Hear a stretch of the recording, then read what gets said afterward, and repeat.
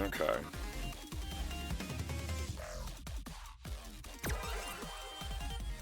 So I think we can finish things up today. I think. It sounds like it might be a short one because, like, we got one liberation mission left in the safari. Right? We have to unlock, like, get the ability to go grab it because we have a couple more chips we need to go grab in the world.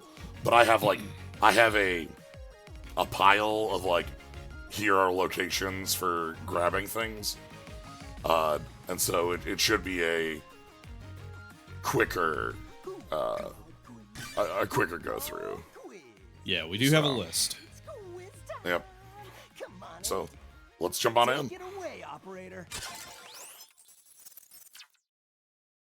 Alright. So, I said I was going to do some stuff off camera, and I ended up doing most of this. So, you'll notice I just have a lot of new chips available. What I did off camera is I went and grabbed any of the V2 chips or the V1 chips that we were missing. Because that involves going into Nebula, turning off the door, and then leaving and doing it all, and such. So I figured, let me just get that done here. It does mean we have a lot of new stuff to work with in a lot of different codes. So a long-lived mission. Unsurprising. It's the last. It's the last one. They can just go all out. Yeah. So yeah. Oh, 11 games. Thank you very much for the sub. I appreciate it. We have a lot of upgrades, like, you know, side bub 3 doing 130 instead of, I think, 70 on 1. Wood nose as a chip. These fruits are funky. This is a recover chip, which, you know, this way we have, like, more recover chips than just recover. This puts, like, oh, interesting. So, like, instead of just, like, getting tagged for hitting the counter, if they hit the counter, you recover. Yeah, you know, you hit the apple and you recover. You put a thing out as, like, a block, and then you hit it back. Anti-Navi, Soul 3, which is one we've been using. Red Fruit 2, if you hit it, gives you invulnerability for a time. That's fucked up. Yeah. So, but also having a lot of asteroids is another one of the upgrades we have around. If we want to work with, like, this one, panel cracks. We also have more of these hot body, which is the spin burn. Incidentally, I love the little bomb. Incidentally, did you know that if you start a Ocarina of Time rando, you can just get immediately hit with an ice trap? You are a fool. You fool! Carry on. But yeah, just a lot of new bits, and then we have a lot of V3s we have to go find. So, these are the one, like, this is what we have around, and if we take a look at, like, so, like, for instance, I'm looking at G as a code, because G has Fire Hit 3 and, Skelly 3. Like, oh, right, and Skelly 3 confuses. Yes, and like, can multi-hit. So we have a lot of that. If we go to our save, our 164, we are at 148 before. And in the library, you can see we're missing Vulcan 3, Tank Cannon 3. A lot of these are 3s. This one is Lava Seed. That one. There are a couple of these we have to find in weird spots.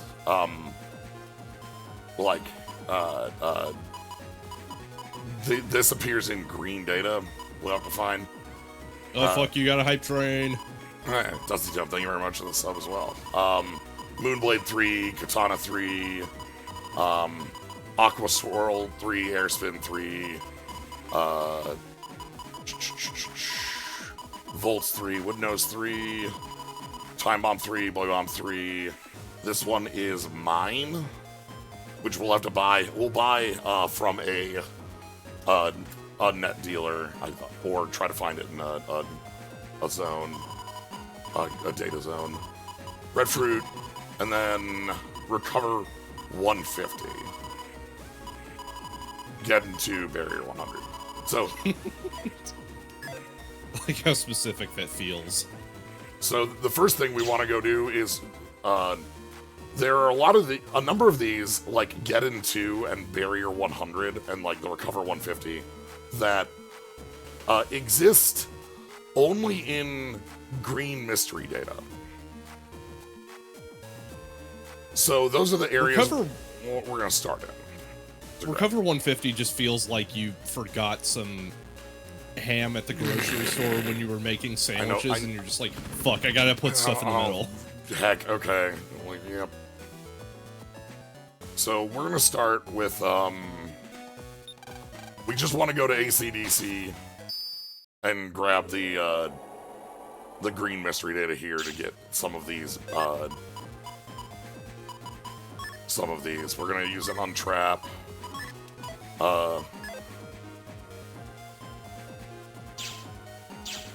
And we just want to grab green datas. So like this right here. We're not... So, because this is like right at the entrance, really easy for us to jump back in and out.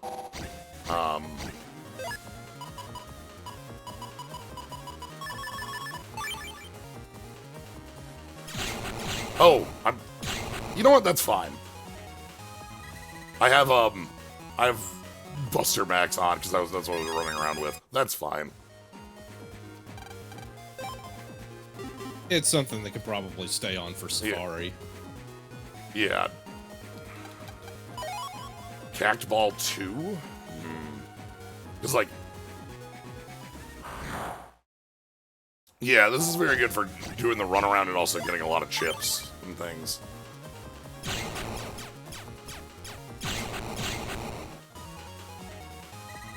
Yes, I did a lot of looking on these.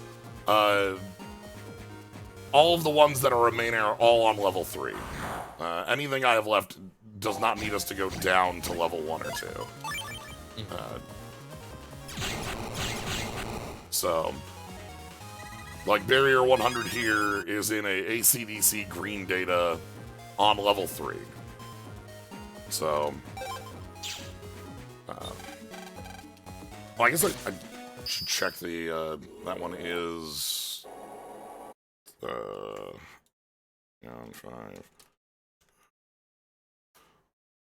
Is that one all of AC? You see, or...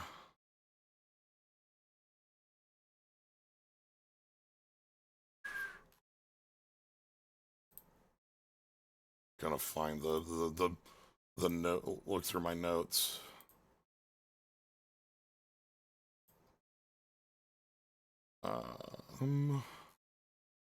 Barrier 100 is ACDC 3. Okay.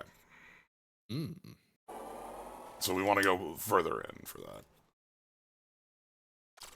Yeah, so like Geddon 2 is also in a 3 area, whereas Recover 150 is just in any factory green data, which is the final dungeon area. So that one, it doesn't matter if we're on 1, 2, or 3. It would be nice to get a couple more of these, if we can get some more of these cannons on the way around. And also, there are some of the viruses that we want to grab in these areas that are, like, fine to go through. We also need a small amount of money. Not much. One of the viruses that we are one of the chips that we're getting, we need to purchase. Sorry, 2 of them we need to purchase. So getting like this 1,000 from a green data there kind of pushes us forward on that. We need, I think it's 30,000. Close to. But the thing I'm most interested in on the back of this is specifically what sort of like different folders we're able to, you know, build out of this. So the Buster Max takes the damage that your Buster would do, and I believe multiplies it by 100. So my shots do, I think I'm on a 4 right now. 500 zenny. And then multiplying that by 100 means that we're doing like 400 a shot, which means that like things are pretty good. I don't think it doesn't make charge shots do like 5,000 or whatever, but you probably don't need to do that. We almost certainly would have like a ton of PAs at this point. So there's barrier 100. All right, that's that. So that's barrier 100, which was in our library. We're at 165 now. It's the timing. We're just shooting the Met before it goes under its hat. Okay, so barrier 100 is off the list. Next up is we need to go to Oran area, and there's Lava Seed and Geddon 2 both exist in that area for us to grab. So we need to go to both of those. We need to go to both of the Oran areas, Oran 3 and Oran 2, and grab some of the data there. We also have some of the enemies in here that are going to give us some interesting bits, like the if we can get more Cactiballs, for instance. Yeah. Cactiball 3N.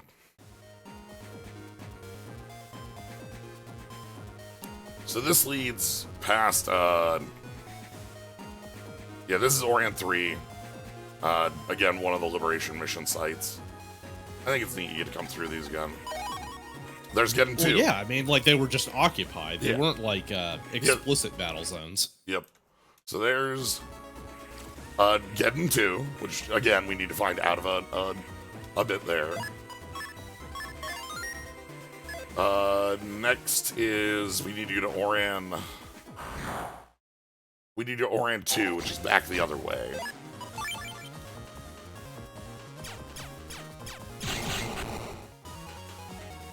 And the chip we're looking for in Oran 2 is Lava Seed. It's like you throw a little orb and it turns the panels ahead of you into lava. Geddon 1 is Crack, Geddon 2 is Break, Geddon 3 is Poison.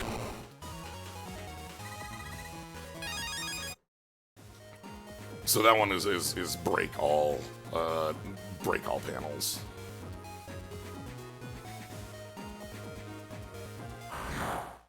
I don't think Geddon 2 cracks the ones you're standing on, but I don't know that one for sure, because it may or may not. You usually can't move, so it's... That would be aggressively rude. Yeah, like you move off it and then it breaks, and you're like, what the heck? Alright, so... Oh, well, might as well grab this one here. Hey, Vpris. So, Oran 2, we are here looking for green data that's going to have lava seeds. We also might run into... There are some possible enemies in here that could get us some upgrades, but they're not on the list as, like, the only location. We have a couple others in different locations we're going to be getting. Oh, there's a green.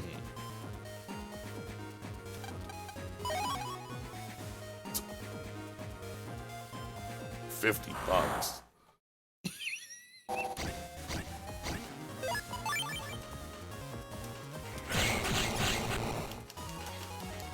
So I may have said before about, like, one of the things I've noted about Legend of Dragoon. Yes. And what, like, this is my acting theory about, like, the reason why a lot of the contents of treasure chests are trash. Okay. My like running theory is that they actively wanted the experience to be like it would be if you were to actually put your shit in treasure chests. Like, you're not gonna put super valuable magical items in treasure chests. You're just gonna put like assorted crap in there. You find a lot of like, I do wonder how different an experience that game is with a 64 inventory. Like it has with the upgraded inventory space. But I would assume that there is some form of like a rando out there, or at least just some like quality of life thing that puts that shit back in. Yeah, because that was in the Japanese version. There was a way to get up to 64 inventory. Yeah, the other thing too is that like Davos was actually like much more of a character, the merchant from Laban or whatever. Okay. Because he was your pocket station. Yes, good old guy. pocket station. Yes. I have to look. Are there other ways for me to end up getting?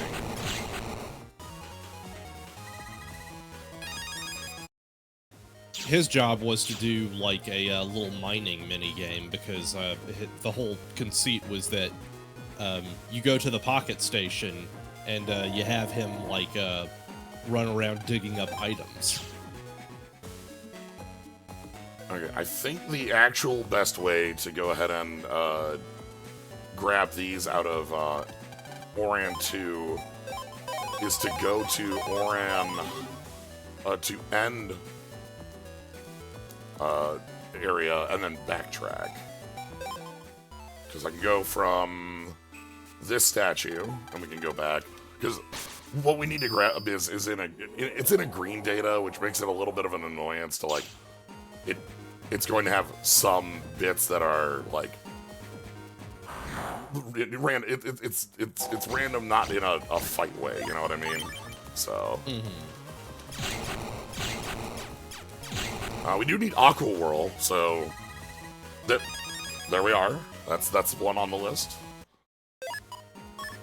So 167. We're chewing through these at a steady clip. Yeah, these are gonna be, like I said, these are gonna be quick because like I have a list of the areas we need to go, and also like it's just a bunch of like chips from specific enemies. Like because we have collect on, we're always guaranteed a chip drop, not money. So like getting them, if you run into just one enemy type, it's a guarantee. Alright. I just keep thinking about the time-honored tradition of getting Zenny when you're trying to do high busting levels and such shit. Yeah, I am happy to have a thing that just turns that the hell off. Okay. So again, after the greens. Though more cactaballs I'm not gonna say no to.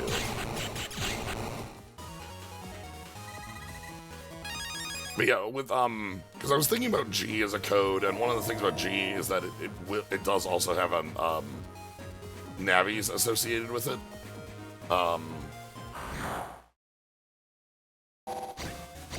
Would that bag expander would attack items have been more of a thing? Almost certainly. The problem with them is that like I do appreciate that Legend of Dragoon wanted to make attack items a thing. Well, that's something that I would want to do. They're because more powerful attack items are they're more powerful than normal magic. On the other side of the coin, they're more powerful than normal magic. Also, yeah, normal magic costs a hell of a lot in that game because you have to go into Dragoon mode. Normal magic isn't magic. Normal magic is a limit break that costs resources. Like, yeah, the speedrun for Legend of Dragoon uses like an inventory full of magic items, like just as a way to defeat enemies way quicker. Magic as it is traditionally in the context of Legend of Dragoon is fucking garbage. You want castable items. Yes. That's where the magic lives. Here we are. So, easy. Got that off the list. We need to next go... since we're here, like, we can go grab... we have we're missing a couple of the level 3 Katana and Moonblade, so we can go grab those from the Gargoyle computer up top. Like, my biggest complaints about castable items in Legend Dragoon are that, like, one, the limited inventory, and two, they're a button mashing minigame. Yeah, that's a part of them that makes them a lot harsher. So one of these can be solved pretty handily with a turbo button, but the other is just kind of like, man. Alright. So we're also looking for green data in this area. This isn't a necessary green data item to grab. We can go buy this if we don't find Vulcan 3. We get to see more ninja frogs, maybe? Yeah, maybe. I love the ninja frogs. So we're after both these two enemies. These are the ones we're looking to pick up. Because they have Katana 3, and they also have Moonblade 3. So we need both. Okay, no green that way. Also, we just have some other, like, useful things, like Wave 3. Like... Alright, there's Moonblade 3 as well. We're not going to leave immediately because, as I said, the green data in here could also have one that would save us some time. So I want to go grab the green data to get that. And also to get us more copies of these, you know, chips.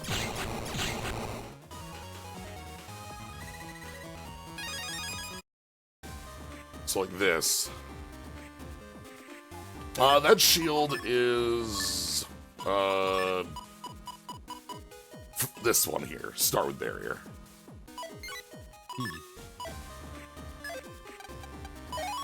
Cactaball, alright.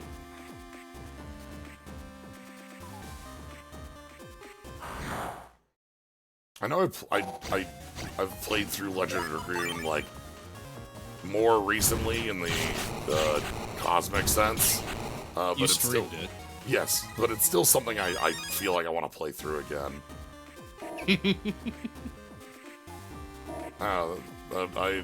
Yeah, you got a bit of the bug in you again, huh? That's just how that game is. Yeah, it's fascinating.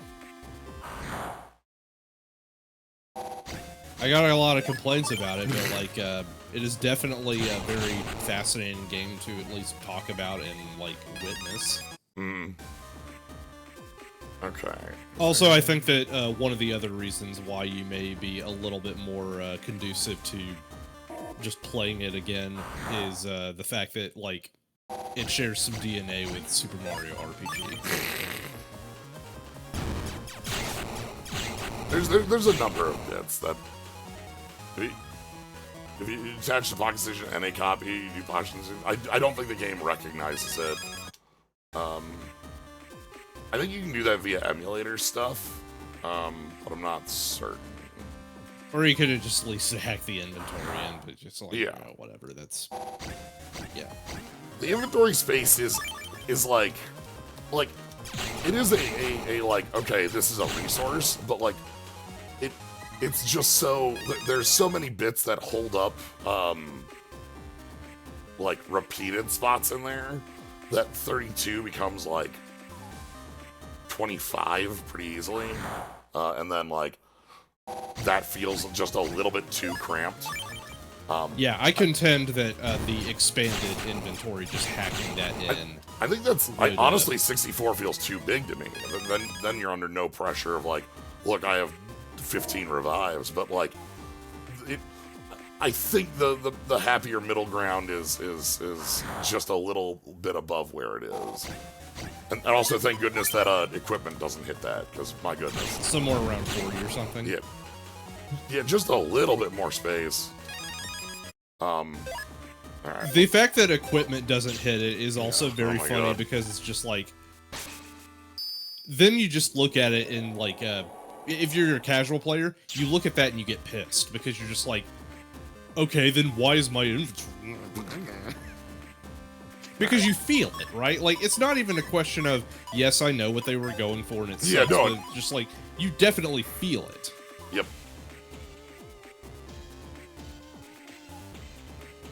Okay.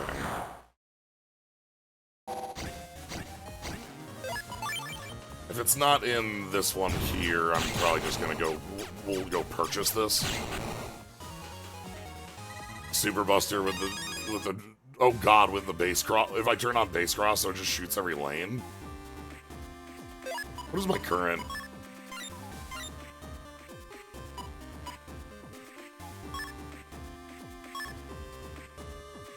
I just think that, like, I really want castable items to be a thing in an RPG, or just, like, at least be a very appreciable resource.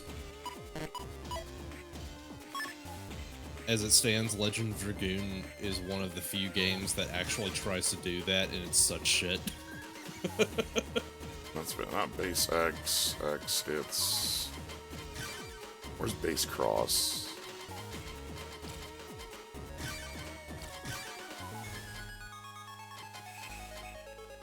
Where's this one? I'm sad, castable items can be really cool as a concept. Okay. So this sets my folder to bad folder. We'll be able to switch back off this one later, but this is a specifically like a bunch of Dark Soul chips and Dark chips and like evil chips, which is very funny.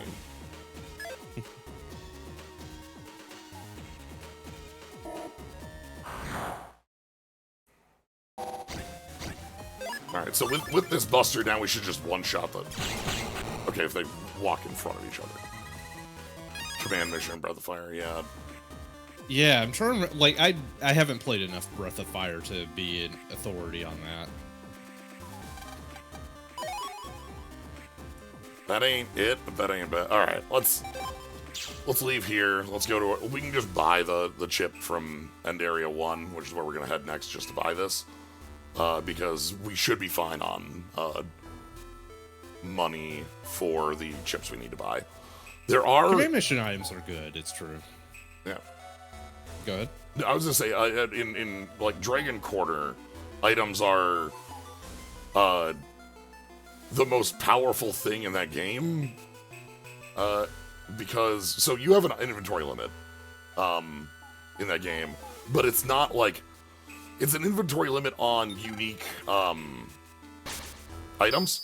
So like, you only have so many slots, but you can carry 9 copies of High Potion in 1 slot. So, you know what I mean?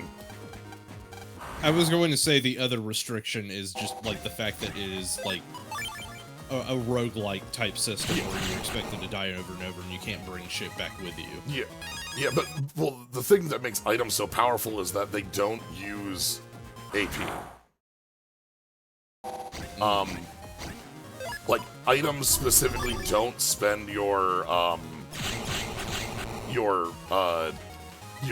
AP to use, so you can go ahead and use, like, you can go ahead and use items as, like, a free heal that doesn't use an action, effectively. They don't take time to use, which makes them, like, kind of break the action economy of things in some ways. And that's what makes them that powerful in that game. In older Breath of Fires, items have a lot of value because, like, you don't have as much options for actions in like 1, for instance. Like, items kind of hold over for some, like, things that you just don't normally have. Especially, like, early game, they kind of do a lot of lifting. That is very similar to, like, Final Fantasy 1, where you have a lot of, like, recastable items that you are desperately holding on to because, like, fuck me, the charge economy is bad. So we're looking for the shop in this area. We want to get to this, buddy. Yeah, Marble 3. A white aura surrounds you and protects you from the forces of evil.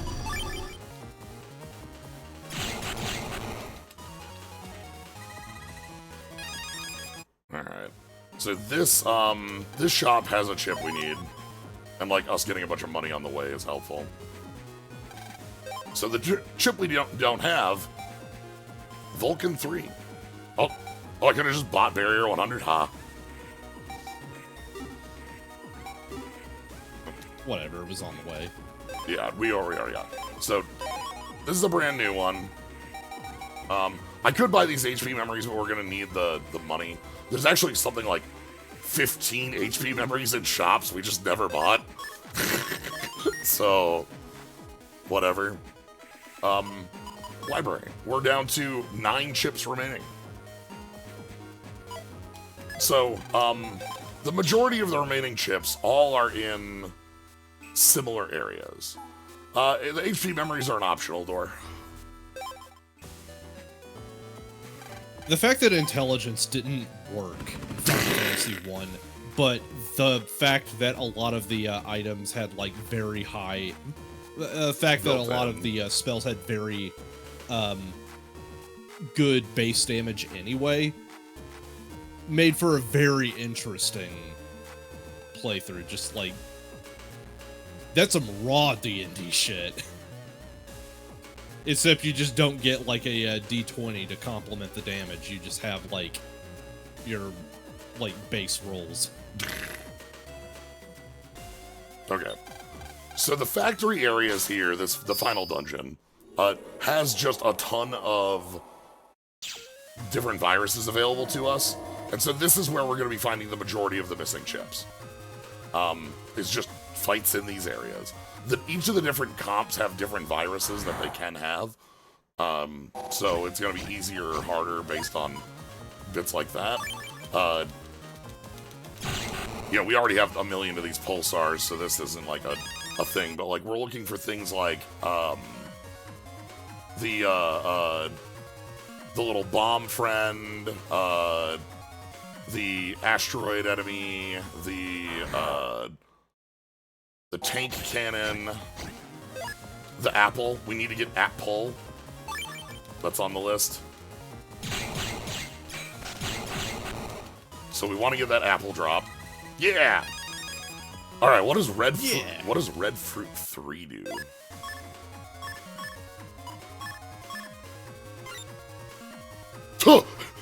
Okay. Interesting. Full synchro is the double damage from your next chip state. Isn't full synchro needed for dual souls too? I wonder if that pulls you out of dark. That's nifty. No, I don't think it's needed for that. But it's just like, no, you're like that just is a chip that says your next chip does double damage.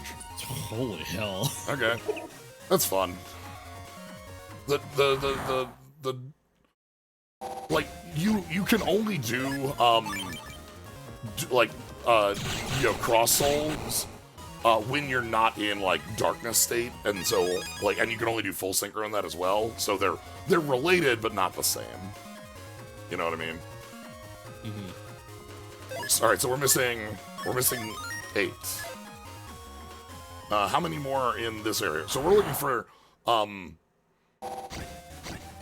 we need to find wood nose. That's one that we're in the market for.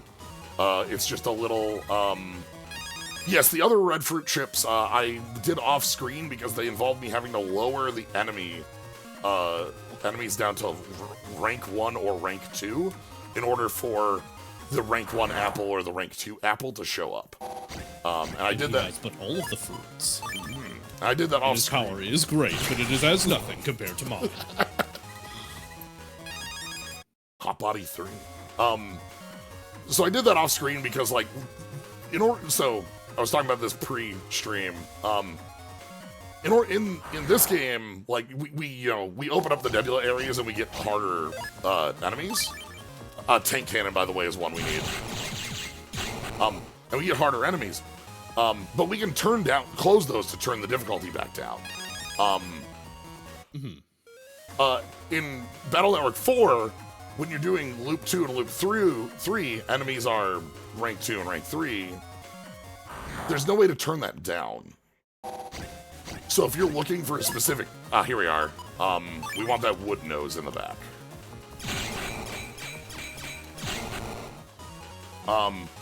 So in... Yeah, there we are. There we go. Wood nose 3. So in 4, if you wanted to get, like, these specific encounter chips and you were already at rank 3, you had to go, like, find rare encounters that had lower enemies in them. Alright, let me take a look at what we're missing, because I just want to make sure my notes are correct. So, tank cannon. So we're missing tank cannon. That we saw that enemy in this room. So that's good.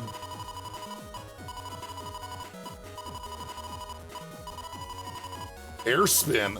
Okay, this one is weird. This one is a specific green data again. For Air 3. But it's on the way to us going and getting, going back to Nebula. So this is going to be one of the last ones we get. We have Asteroid 3. Volt 3.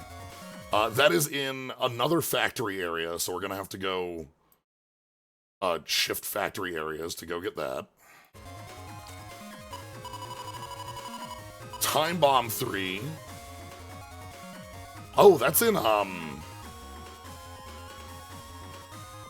Oh, okay. That one is in a different area, but it's in... It should be very easy to find in that area. It's in Scilab. Bomb 3 is one we have to go get...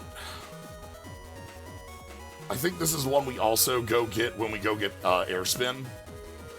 This is in the area where Airspin lives. This one is the other one we're buying. This is one we have to purchase.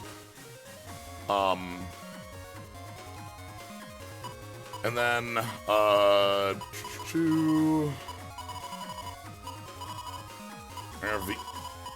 funny thing about this one, I don't own this chip, but it's in the folder I'm holding that I was handed. Because those count. Oh, that's why you took the folder. Yes, because it gets me some of these that I already would have. Oh, and then Recover 150. Okay, that one is in... let's go start on that one right now, actually. That one is a green data in the first factory computer, so we have to go back a little bit to this area. And we have to get the green datas in this area, but this area also can have the tanks. So, right. We'll be able to do 2 for 1 here.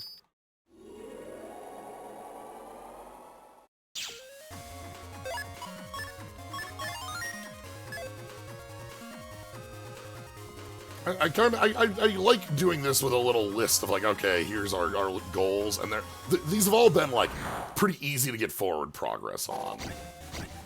Yeah, I do like going on Safari. It's fun. I ain't fighting 2 Dominators. That ain't worth my time. I know I realize I have a Buster that does 500 damage. I don't.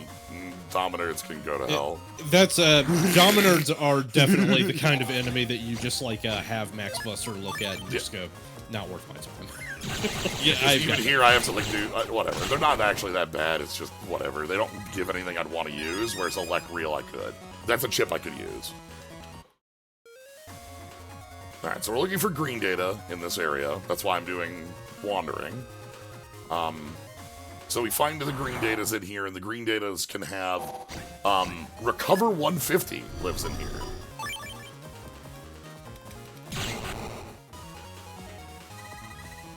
Dang, not the, okay. That actually is really cool. Wide shot in S. Okay. Zoop. Where are the green datas? Where's Big Green? Where's Big Green? Oh! Let that child alone. This one we don't have. That's another off the list. Volt 3. Land, don't look at the fireball. We'll have to explode the roots. The roots. Ah, there's a green. So yeah, we're looking for recover 150 out of this. Say, where will I find this super warrior? I have no idea.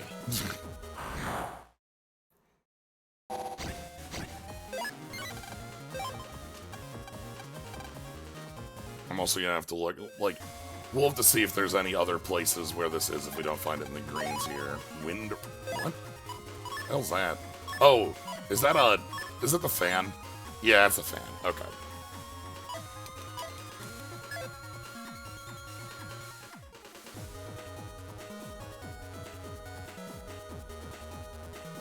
Oh, nothing over here. Sure. Again, the Electrum. I am a little sad about, like, King Kai and Dragon Ball Super. Mostly because, like, it's his VA. His VA was, like, getting super fucking old and couldn't do that role anymore. That's sad. Yeah. So it just ended up being a case of him showing up for a few episodes and then just kind of, like, Falling off. Unceremoniously falling off. Yeah, it's really sad. I have a like... Ooh, here we go. Tank is one we actually are after, so we want to get this cannon. It's no surprise... Sweet, there's Tank Cannon. No surprise that Tales of Berseria is a game that I'm just, like, a gigantic fan of. The game's sweet. Has a lot of very strong things going on, fixing a lot of narrative problems that Zestiria had. There's one very notable missing piece in Berseria. There's one character that is a really obvious hole, a really obvious missing part. And that's Lila from Zestiria. She, in Zestiria, effectively knows everything that's going on, but won't or can't tell you. And has, like, this, like, mysterious, like, you know, backstory to a lot of the characters involved. Her VA passed away in between Zestiria and Berseria. Oh. And so she just does not exist in Berseria. It's really rough. Yeah, tragic. I like, and like, you know, much like with the King Kai, it's a generally, like, just gonna, like, you know, rather than recast, just we can, you know. I am eternally grateful that but, like, at the very least, Granblue Fantasy is willing to recast people that have passed away or just can't do shit anymore. 150. But yeah, it's one bit there where it's like, okay. The moment you, like, know that, and it's like, oh, I understand. Yeah. Okay, where the hell am I? I'm checking if there's any other. The recasting is absolutely necessary. The big problem is, my understanding that this is especially a prevalent thing in Japan, is that, like, a VA is very strongly associated with their roles in some cases. Yep. It's why Grandma Goku is still Grandma Goku. Alright. Wonder if Sneak Run works in here. So there's a couple other areas where this chip can exist on in green data, but, like, it's just, like, this is the most reliable one we have.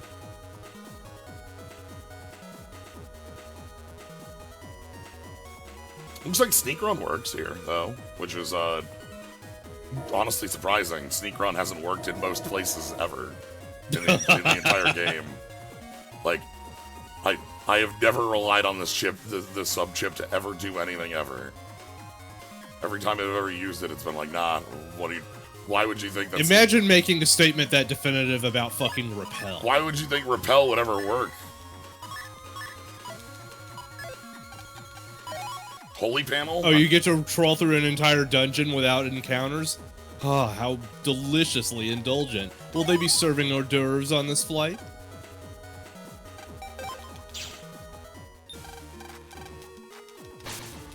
Alright, so the last one we have to go grab is, we need to go get,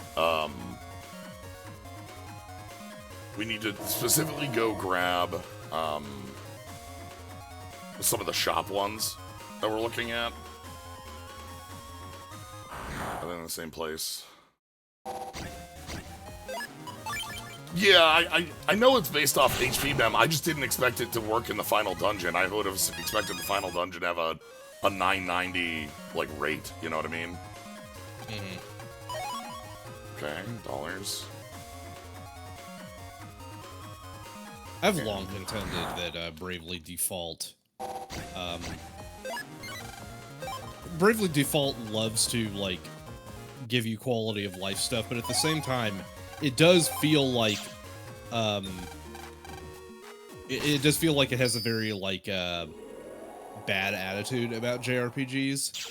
How so? And I think that is like a question of the design. It is both felt in level design and encounter design, specifically because the encounters are so trash that they are just like completely unmemorable, and no attempt is made to make them memorable or like relevant in the first place. How do you mean? Okay, so that's a consequence of the Bravely Default system, right? Where you just, like, advance all your turns. And, that is really, really good for boss fights. Like, they do a great job setting up, like, specific story encounters. Okay, you're saying, like, the system is well in tune for boss fights, but for random encounters, that doesn't You just function. advance 4 times and they're done. Like, I don't remember a goddamn thing about encounters. So, Bravely Second does a strong push-pull to like, try to work with that. It's one of the systems in Bravely Second, I think, is more interesting for both for, like, leveling and for, like, making battles a little bit more of a push-pull bit. And that's that you can have multiple random battles happen in sequence, but you keep whatever advances on turns you've already done. So Okay, so, like, if you now it's just like, you don't want to risk it. or maybe you do. Maybe you're fine risking, like, everyone being at -1, or you're trying to win each encounter in one turn, and so you're doing it like in a staggered way, where maybe one character is doing go -4. Holy panel. Like, yeah, okay, I understand what you mean there, especially on like, you know, it's like, okay, if it's a random fight I can kill in 16 actions, it's not a fight, right? Yes. And like, yeah. And more specifically, the push and pull that I would like in my trash mobs is, I want my trash mobs to be memorable, but there are some points where it's just like, I just want to get through this dungeon, and that's fine. Sometimes you want to fight, sometimes you don't. But I don't think that, like, the slider should be set all the way to off in your fucking ass if you ever turn the slider back up in any way. Like, no. Like, let everybody play the way they want, but also just like, hey, if you're gonna have encounters at all, I would advocate for making them, like, engaging at the very least, or memorable. I think the enemy designs are pretty memorable. I love running into silly crabs on the beach, or, like, you know, like, that's part of, like, enemy design rather than encounter design, I think. Yeah, I think it's just like, I can't, like, you probably would have a easier time, again, remembering enemies from, say, Bravely Second because of that whole push-pull mechanic. But also, it's just like, I'm thinking about Final Fantasy V, and that's probably incredibly unfair because of the way that we play Final Fantasy V at this point, where you actually do have to pay attention to exactly how mobs work.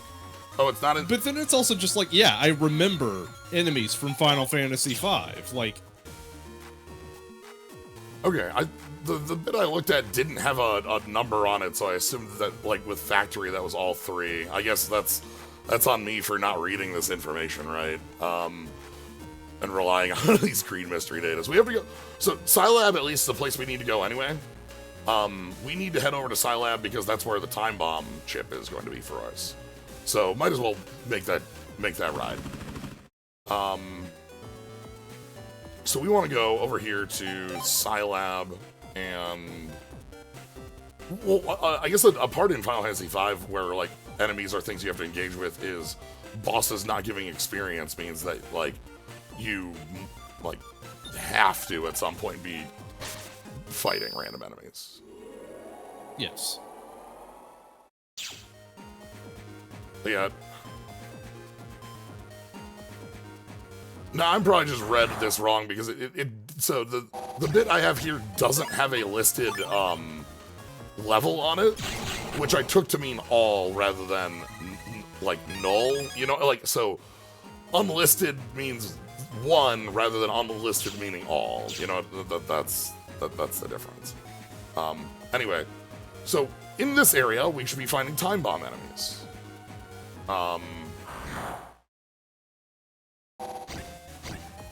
There's one right there. Hello. So we want Time Bomb 3 off of these. Okay, we got the cannon. That's fine. Cannon's actually a pretty cool chip, so.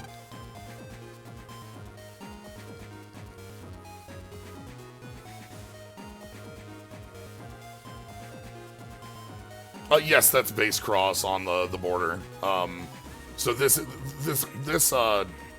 bit that I'm using is base cross Megaman, which gives us a bunch of cool like abilities to go with our main setup. Our Buster here is it shoots all 3 rows like simultaneously. These things have shields, so it doesn't work on that. But it also gives us a different charge buster. Okay, so we need to find where the green mystery data is in these areas. Howdy. Okay. I can sense that everyone is terrified. Is the guy you're using the guy depicted above Vpris Yeah. on the border? Yeah, so the border has base cross on it. Our character right now with the new, with the card that we changed over to is base cross Megaman. Okay, where are the green mystery datas in this room?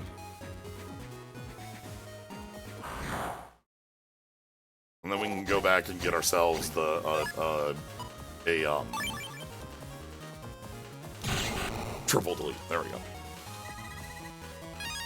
Cannon and R. Oh, there's a green. 970, alright.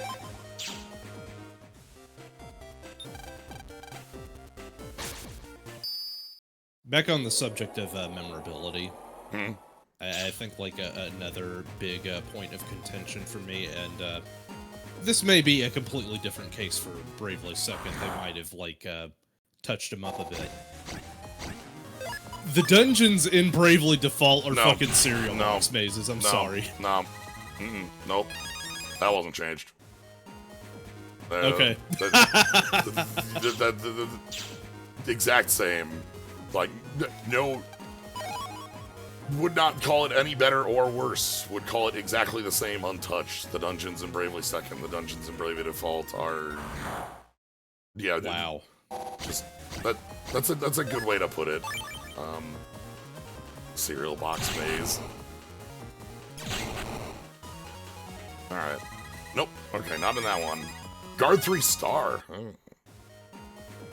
Any Brandon Bravely Default 2? I did not play Bravely Default 2. I would not imagine so. It is still the same? Okay. Christ. $750. You see what I'm getting at, though, right? With, like, the whole idea of, like, Bravely Default having a kind of, like, an antagonistic attitude towards the conventions of JRPGs. They're just like, oh, well, no one likes, like, going through dungeons for 50 hours, so let's just make the dungeons completely flat and unmemorable. Let's just not pay attention to dungeon design so that we can, like... It becomes, like, a vehicle to get to the cool boss fights. Which, like, yeah. If your whole thing is, we made a system that is just basically there for cool boss fights and nothing else, then sure. Yeah, I think I'm more with Zane in that, like... I don't think that's any sort of statement of, like, fuck JRPGs. I just think it's difficult to make dungeons that are, like, that isn't a strength of the team on the game. Like, that's not something that, like, you know, Bravely Default, you know, things have I don't think it's, like, this is antagonistic or, like, full of malice. You know what I mean? Like... Yeah, that's probably too harsh of a word. Like that sounds like somebody with an angry pen saying, "Fuck Final Fantasy, I'm gonna make my own." Like, yeah, I think it's just more like they saw like what people like don't like the bad experiences that people have about also, like JRPGs, and just being like, okay, let's just like reduce that to its most fundamental basic components so that people don't have to trawl through it. I think the problem there is that Bravely Default was designed without those things and then had them added later. Bravely Default... Oh, yeah, because the sliders are like an American thing. They're from a later release, so like the game on release didn't have all these things like that. So... I think the writing of Bravely Default is full of malice, but not the gameplay. Yeah, that's fair.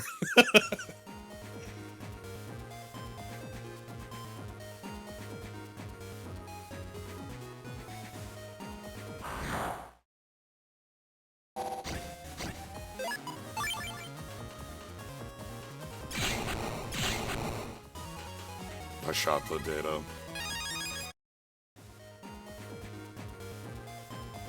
Yeah, the entirety of Bravely Default to Bravely Second is a very strange development bit.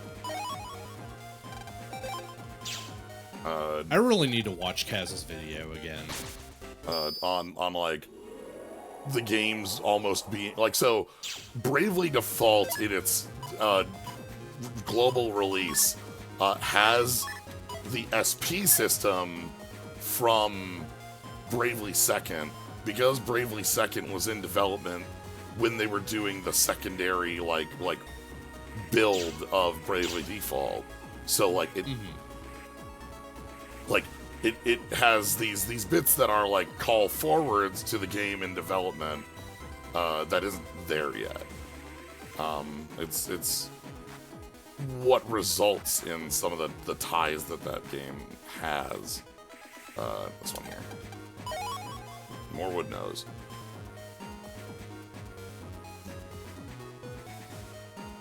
This is the danger of the random pickups that I have to grab. At least, again, Sneak Run can make this an easier walkthrough.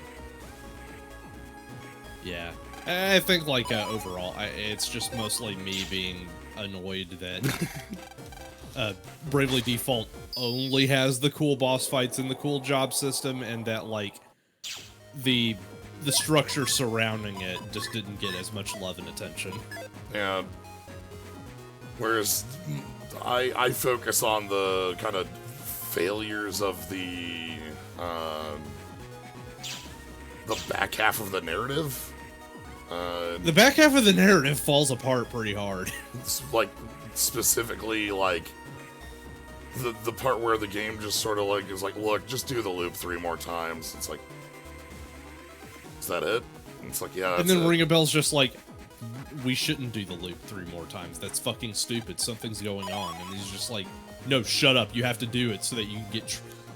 That is the part that actively infuriates me, because, like, going with your gut and doing what the game tells you that you should be suspicious of and, like, nipping that in the bud is the bad ending.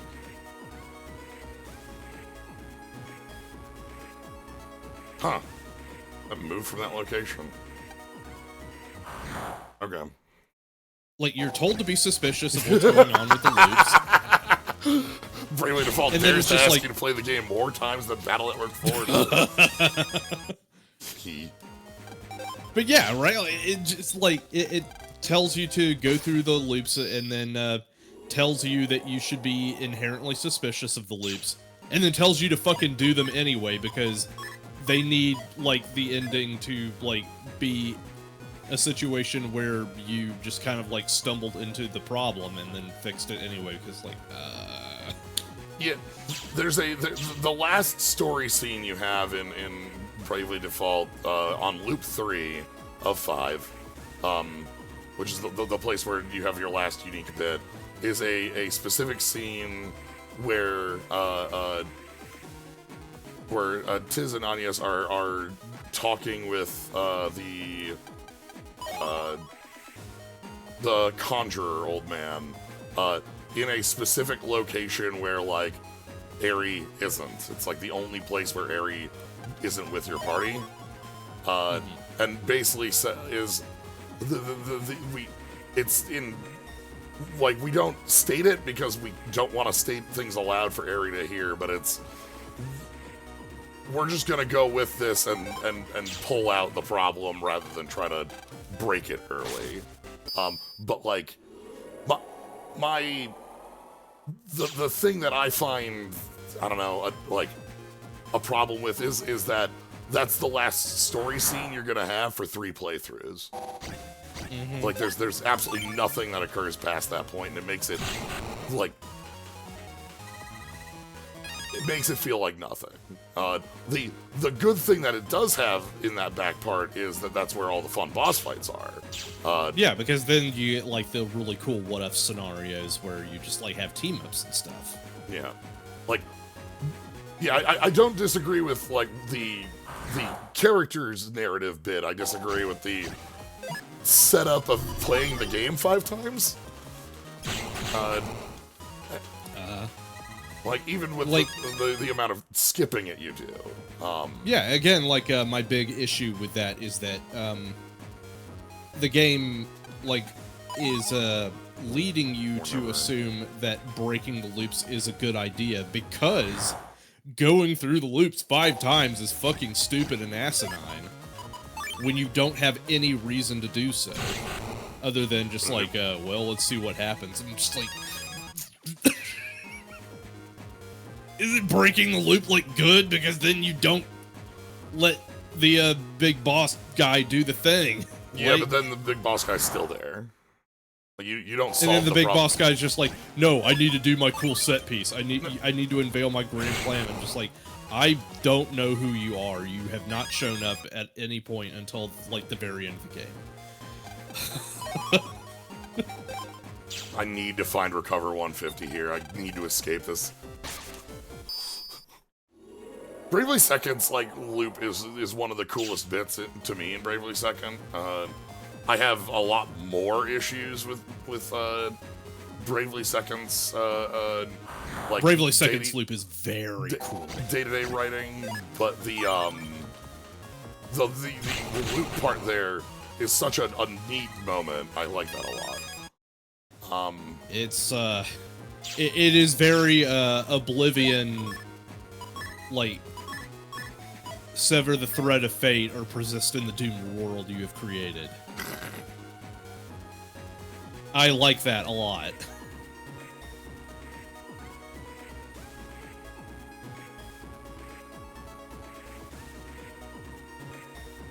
Come on, buddy, I need you to be here. So the green mystery datas, from game to game, they vary on the way that they are set. In Battle Network 1, they are frame dependent. if you save state and then touch a green mystery data on a different frame, that will that will get you a different item. This is true in 1 and I think 2. I don't believe it's true in all of them, though. Other versions of Battle Network have it so that the green mystery data are set on jack in to the net, or perhaps entry to the room, though there's not a meaningful difference to what those are going to be.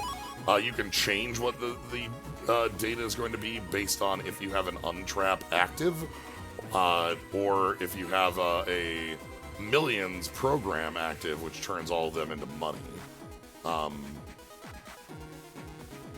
The money bits one, we don't want here because, you know, we're looking for specifically these ships. The untrap might be something I should go add in here, simply because untrap, again, in the ones that I'm more familiar with, changes the drop pool. Oh, air hockey. That's actually a really good one to get there. So that's all to say that even though I'm playing this on the Legacy Collection, so like save stating and trying to load that way isn't even a possibility. But even if it was, it would not change the data in these. It would simply swap it each time. Okay, so I am reminded a little bit of like how Final Fantasy VIII handles the lead up to the final dungeon. So, everybody's talking about time compression. Nobody's going to tell you what it is. Somebody explicitly tells you, fuck you if you wanted to know what time compression is. It doesn't matter. Shut up. But we do know that time compression is bad, and we shouldn't have it happen. We can't let it happen. We can't let Ultimecia do time compression. That's bad. So anyway, the lead up to the final dungeon is we're going to let Ultimecia do time compression because we've decided we're going to win.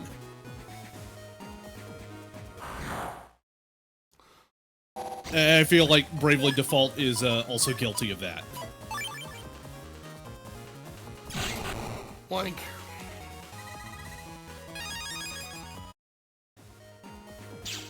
I'm thinking we're going to let the bad guy do enough loops in order to, like, enact their grand plan and not break the loops.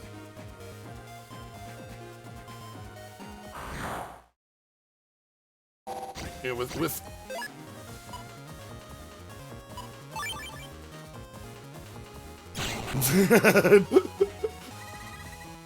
A, how do you kill someone in the future? B, Laguna is very dumb. Laguna is very dumb, and we love him for that, but at the same time, I do feel really annoyed when I need to know what the plan is and why we shouldn't let Ultimecia do her plan, and then they're just like, fuck you, it doesn't matter, we're letting her do her plan, because we've decided we're going to win at the end anyway.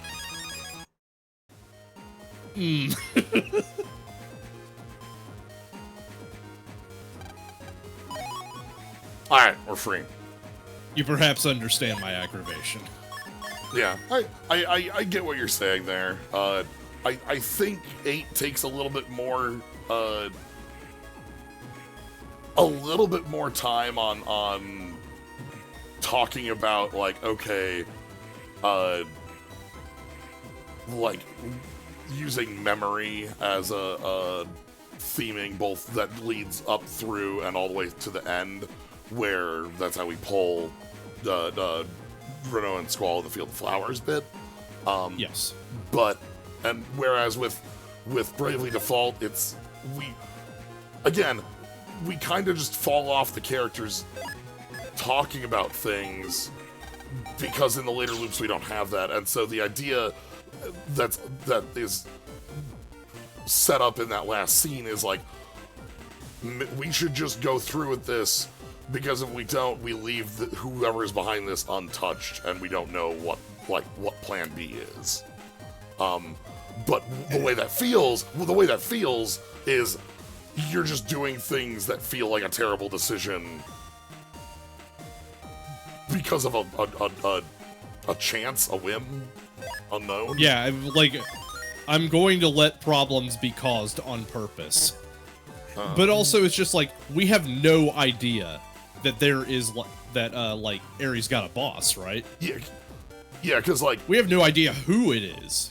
But, yeah, because with Ultimisia, the issue is, like, we know who Ultimisia is. What other way do we have to fight a wizard from the future? Like, Yeah. Like, I feel like, Bravely Default's version of that is more egregious because you are allowed to do the thing that's smart and proactive, and then the game gives you a bad ending, tells you, now go be stupid, fuckface.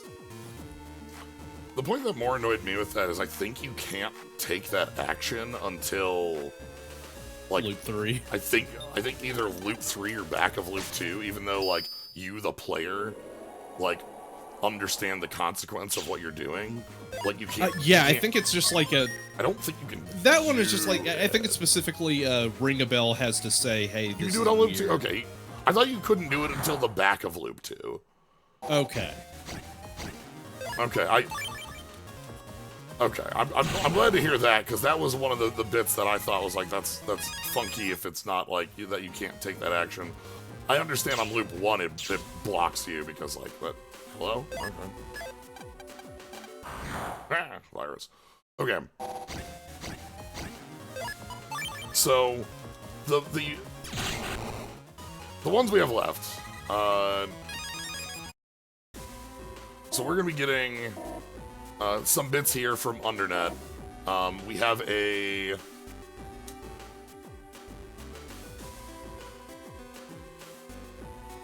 Where's our... I'm looking at what we're missing. I do think that it is very funny that, like, once you start, like... Ooh, actually... Once you've overcharged enough, Ares just like, hey, you can stop now. Hey, you can stop. You can stop. And then she just, like, immediately goes full mask-off mode and goes... Got that out. Yeah, like, that bit I do really like. Yeah. I think it's cool when you, like, figure that out and then make that choice to do it. Yeah, I think that's what makes me more annoyed, because, like, the player's being proactive, you figured it out, and you feel good about figuring it out and, like, unmasking the villain, and then it's just like, no. Alright, I'm backing off here because I realized that the first of the last of these four, I had the wrong shop I was looking at. We need to go to a shop here in Oran area. So there's a shop here that, $800. We need to find that has a chip that we haven't bought yet. Yeah, I will also admit that it has been a much longer time since I played Bravely Default than it is FF8. FF8 we did on stream more recently, and I have a lot more fond memories for the, like, most recent playthrough on that. Because there's like a lot more in that narrative that goes that is there but isn't as, like, directly stated. Yes. And also bits that, like, really interesting Legends of Localization article about, like, Squall's different whatevers and Hey, like, I definitely appreciate Squall as a character more as an adult, because now I understand, like, what they were at least going for. They like, had some troubles telling Squall its own story. Yeah, okay, so this is what we're after here. Yeah. Mine.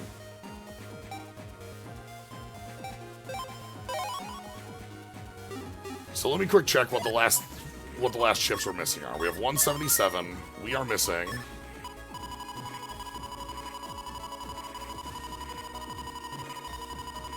We are missing Air Spin. This is a green data in Undernet 2. which is where the Nebula portal is. So that's where we got to go grab that. Time Bomb. Oh, did I not get the Time Bomb 3? I didn't get the Time Bomb 3. Interesting. This is from Scilab, so we're gonna have to grab that. And this is Boy Bomb 3, the Boy Box. There's a lot of areas where this enemy exists. Actually, I have no use for money anymore. Well, they call it the Boy Box. Boy Box. Alright. So... Scilab. Yeah, I think like ultimately I probably wouldn't mind playing like I've got other games that I just like really enjoy, but like Bravely Default does have some really fucking good. But, like, hey, it has some really good boss fights, and the class system is very fun. Yes, the way that you could. One of the things I adore about Bravely Default 1 over Bravely 2nd is that Bravely Default has a combat system with a ton of different ways to break it, and the game just lets you do any of those. There are some obvious paths to power. Stillness is the most obvious, where it's like you just Dark Knight Spellblade, Red Mage, AP shenanigans. Yeah, but there's a ton of them, and like across a number of different classes. It's not just here's the one thing to do. Like Stillness is probably that. If I'm being honest, that's the one where you just can't take damage. But like there's so many different ways you can just be like, here's my damaging setup, here's my build, and it feels great to come up with one of those that works for you. Mm-hmm.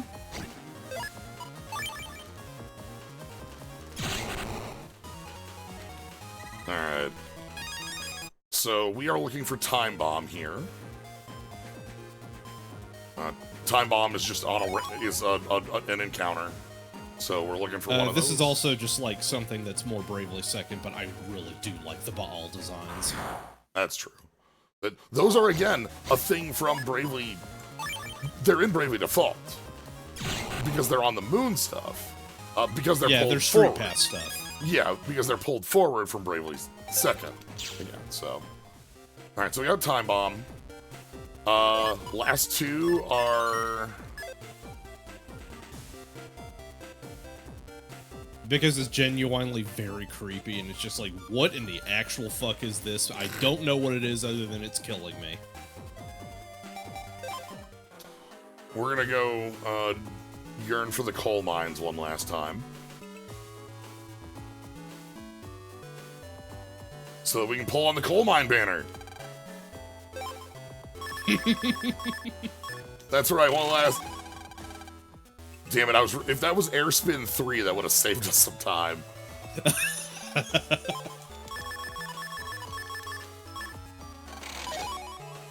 Hey, I didn't own this ship. That's good. Nice. Yeah!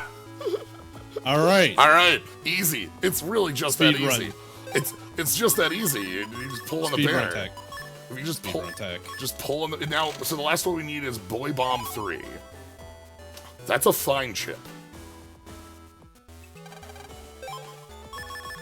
Children yearn for the coal mines, and it pays off. Spreader, sure.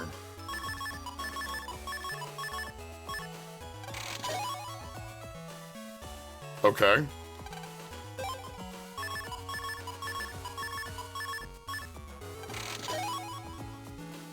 Hey, dude.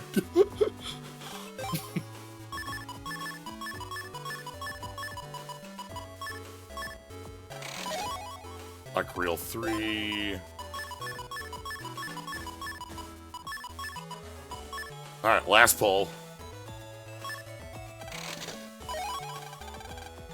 Okay. It is our friend Generic Cannon. Alright. This actually saved. 1 out of 2 ain't bad. So this is a lot. Well, the 1 out of 2 is very good for us because the 1 was the green data one, and as we saw with getting that recover 150, sometimes that's annoying.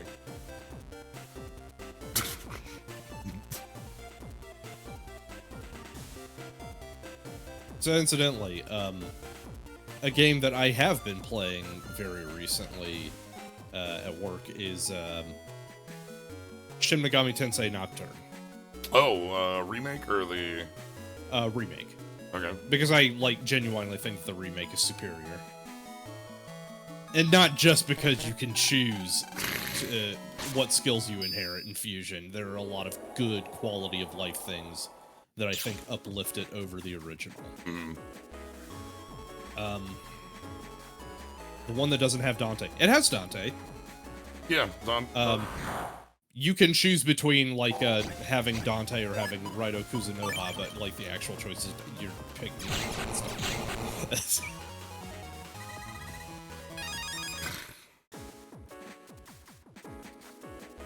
Alright, so there's a number of different places we can find Box Boy.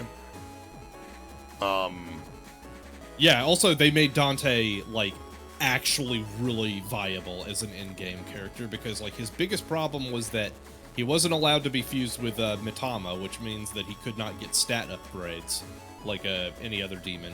And also, he didn't have Pierce, which meant that you couldn't take him to the final boss.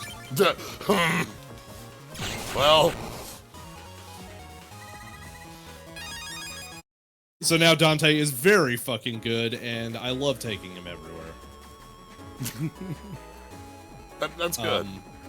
Featuring Dante in a more there Bomber. There's Bomber. Alright, do we get Bomber? We did. So the other thing that is very, very good about the Nocturne remake is how good the DLC is. Not as a narrative component or anything, but just as a productive component, because what the DLC does is it gives you 2 mini dungeons that are there explicitly to farm either experience or money, and that is a godsend. Oh, that's awkward. Okay. Are they $5 DLC dungeon thing? Yeah, they're $5 DLC dungeons, but they're just effectively boosters, you know? They just let you farm stuff instead of having to just slog through dungeons. Because the problem is you really do want to grind in Nocturne.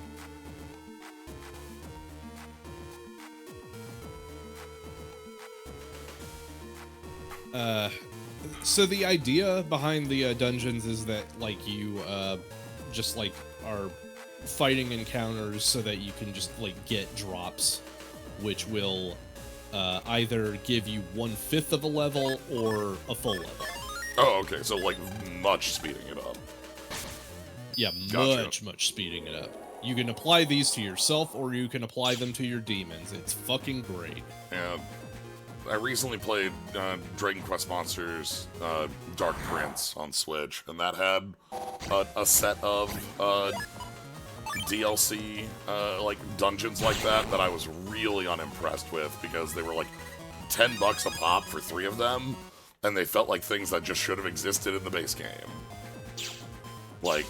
Yep.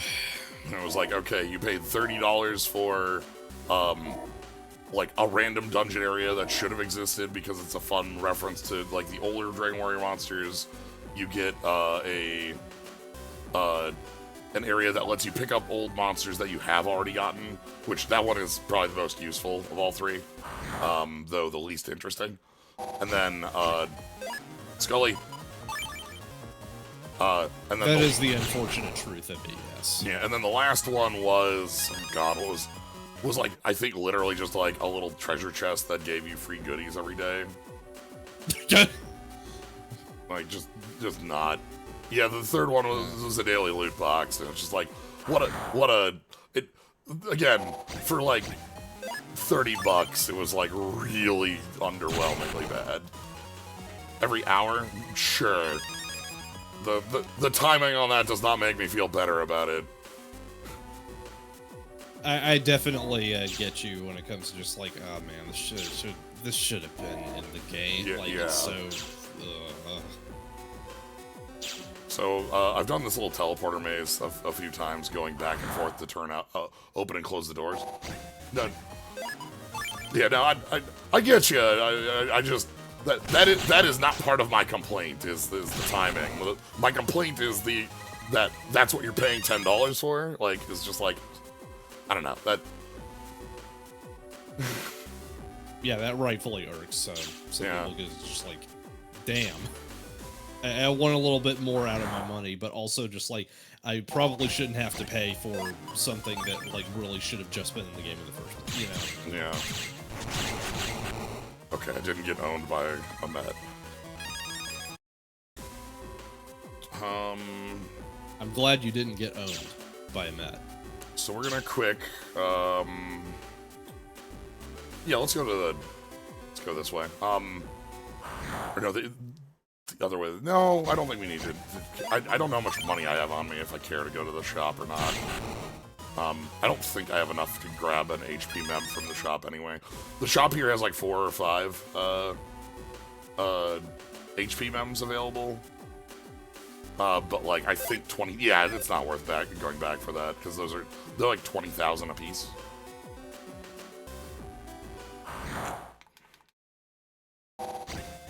Yeah. I have a lot of good things to say about Dark Prince, but like the DLC in particular is one that I'm not, like, I don't have much good to say about. Ooh, Vpris. How many Vpris do we have? Ooh, Vpris 64. Yeah, everybody loves Vpris 64.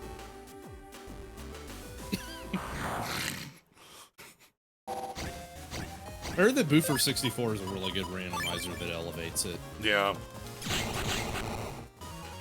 Ship of Arcadian Boofer 64. Okay, so this is the door that, this is the area where we have the doors that, like, open and close based on our like, goodies. Like, you know, we had to have enough mega chips to open one door, and this is where we'll have the door that is, having enough, all the standard chips. Buford Dark Legacy. Like, this one here needs us to have done a side quest thingy for that. I heard that Gauntlet Dark Legacy is actually very fun if you have other people.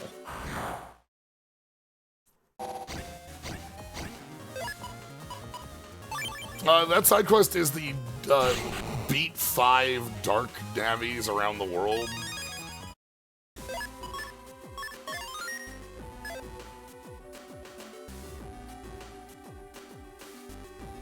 Dark Legacy is just very long. Yeah, like, again, I would think that it is a very fun experience if you're, like, actually playing with other people.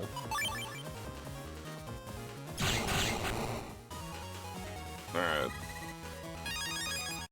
Is this our... No, this is the HP door. And we don't have enough HP memories for that. We could go get those, again, but that's like Zenny, and I just didn't grind that. I was grinding chips. So... Alright. But this door... Power's been shown! That's the, 180 standard chip store. Okay. So now we have a little bit more of this area to check out, and then a liberation mission which we might not finish up today. Okay, that's our way on. Hold on. Let's go check out the other... So what's this gate? Show your power.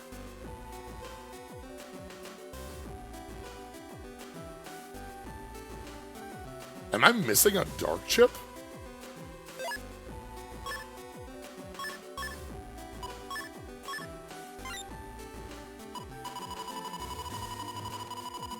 I could have swore I had all dark chips.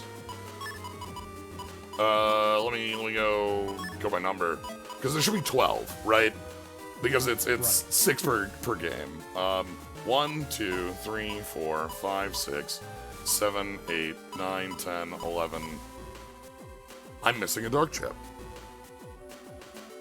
What dark chip am I missing? Yeah, dark chip's 11. Okay, hold on.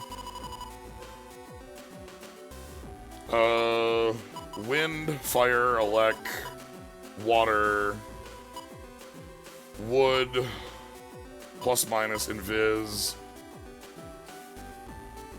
cube, recover, break. I don't have, piercing. I don't have,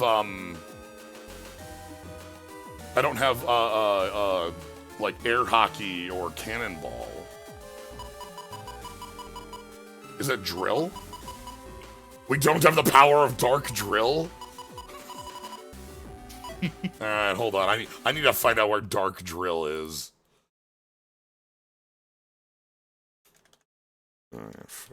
Dark Drill feels like an obscure PS1 game.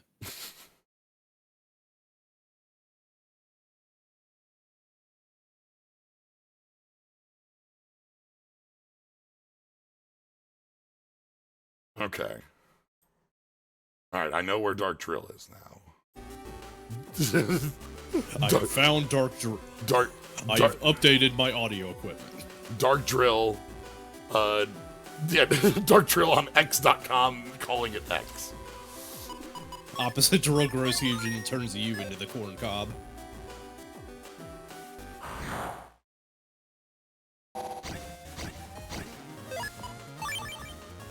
Dark drill just makes terrible posts. Just.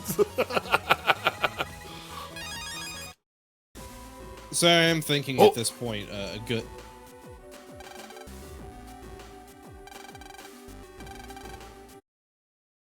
What? Shit, did I piss base off again? Fuck. Oh, I pissed base off again.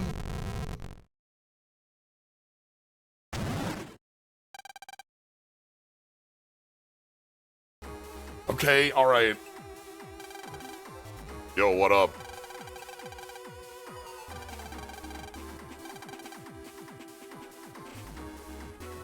If you'll excuse me, I'm turning that off. Damn it! Is it because I'm in base cross again?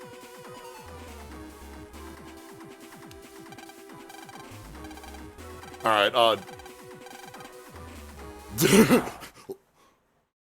Sure. 2000. I'm in bad folder.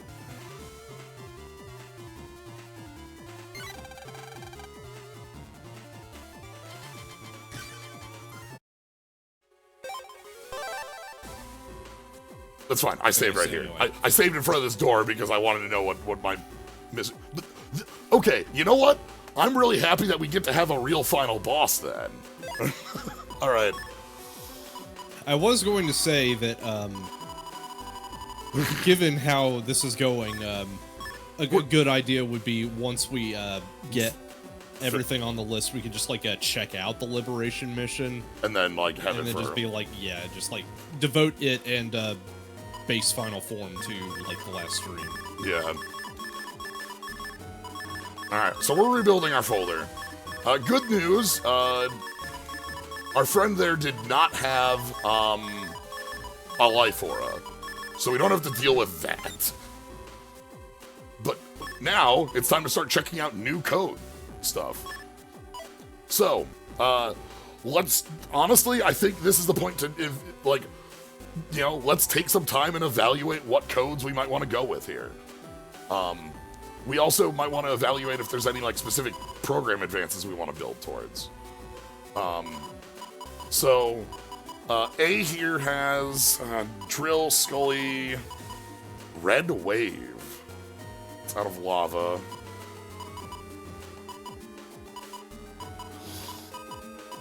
A here doesn't look deep enough in stuff that I'm interested in. Has Gun to Soul 1. Alright, B has, we have Tank, Elec 2, Vulcan 2, Varsword Slasher, Air Spinner. Oh, and Proto Man. Okay, hold on, do we have a PA with, like, Varsword Slasher Proto Man in this one? That one actually might have been like Cuss Sword, Var Sword, Slasher, Proto Man.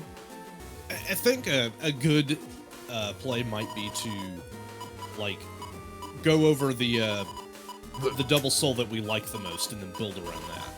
Okay.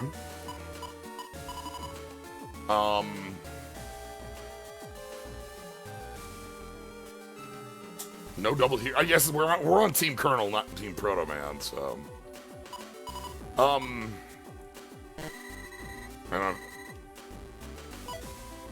Okay, so not there.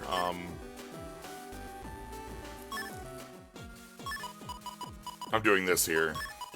We can finally remove collect. So this is Buster Pack. We can't hit Buster and Body on at the same time, right? That one was the... Yeah, this just barely doesn't work. Okay.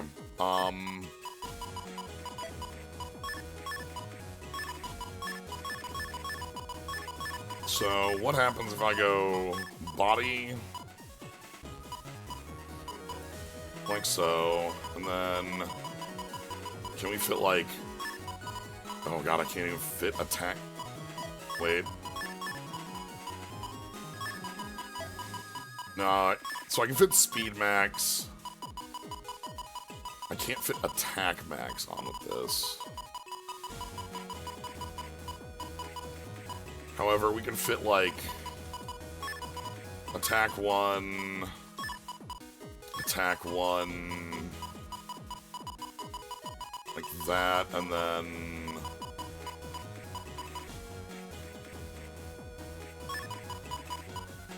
I don't think there's a way to get Mega Folder on here without it touching.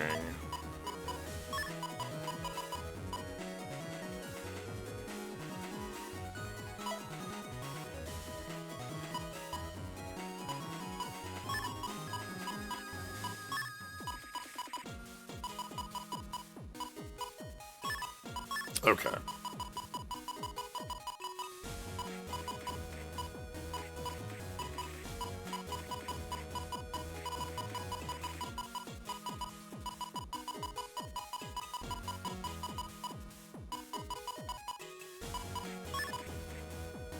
This might not be necessary because I think that base cross comes with, sadly, humor has to be on a line.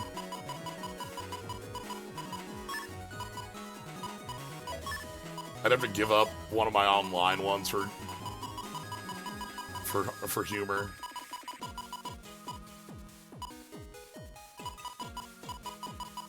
I'm gonna go quick check something though. We're gonna run this, and then we're gonna check base card.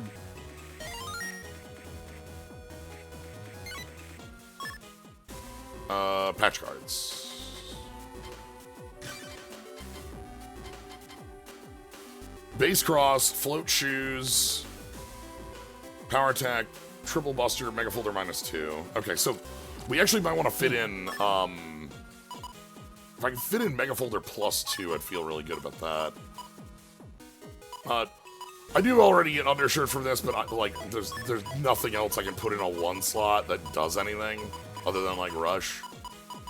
There's not actually. Hold on, no, you're right. Hold on. Let me adjust things.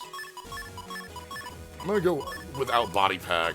We're gonna go Buster Pack, and then with Buster Pack, we're gonna fit in Mega Folder 1.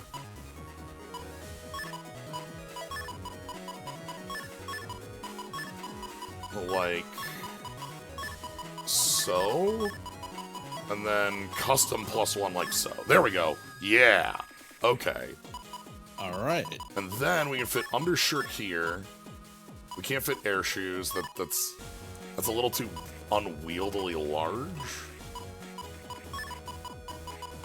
We also could fit in another Mega Folder 1 like this. And then I think I can fit in...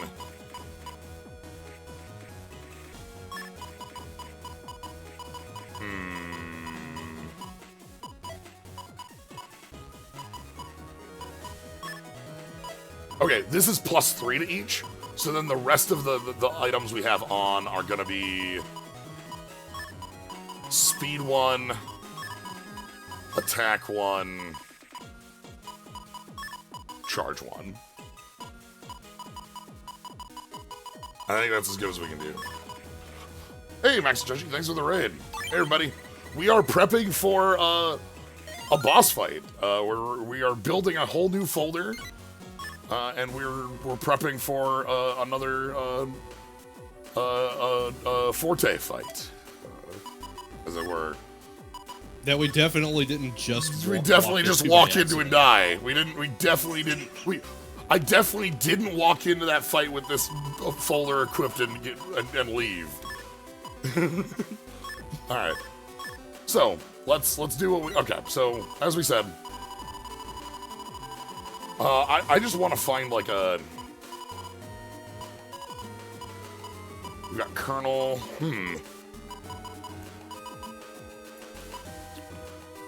C has a ton of options. What does C have for normals?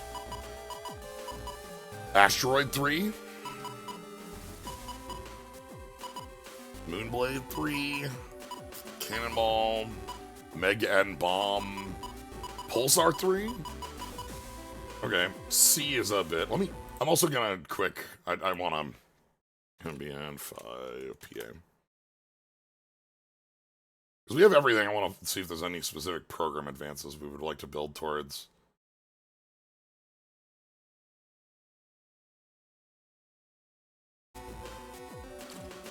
Okay. So... yeah, this is a good time if there's ones that I should take a look at.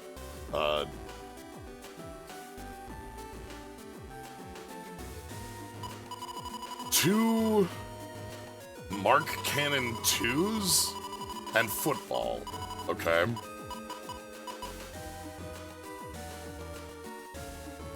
Football PA. I'm willing to build around football PA.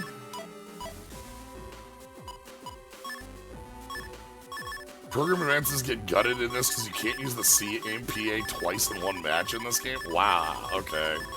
So you, right! So you can't build the Life Sword folder. Alright. Let's build football.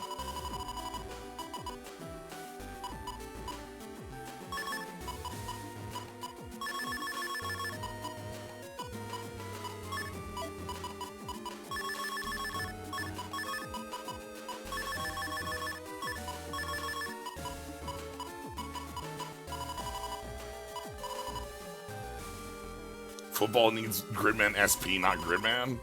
Oh, so this isn't gonna work. Okay, never mind, we can't football. Damn. Okay, no football.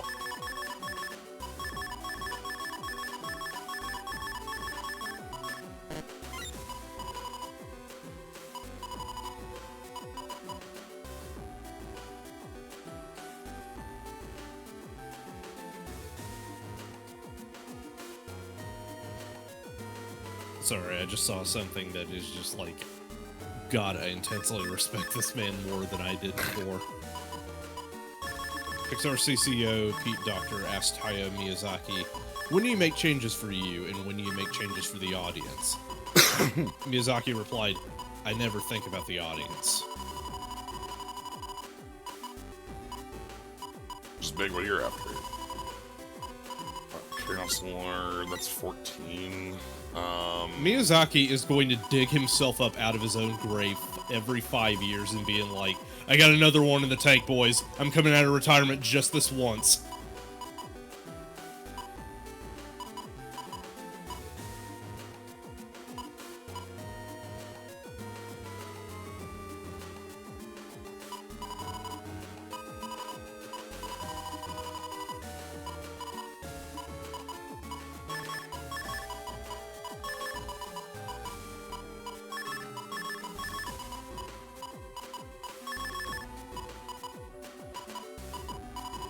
And then we're gonna go with the Invis.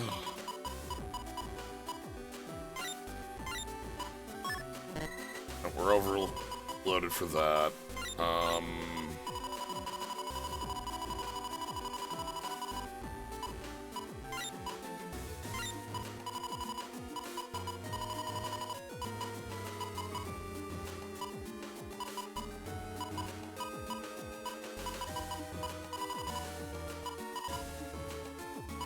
Nice side effect of getting all the chips is having all the chips. It's true.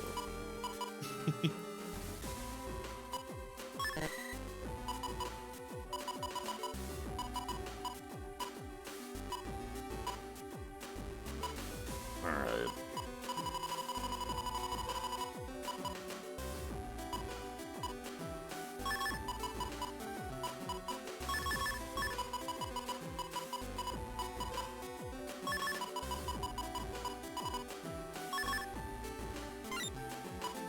Yeah, we always have pile driver as an option. All right. Did I turn off? I turned off Buster Max.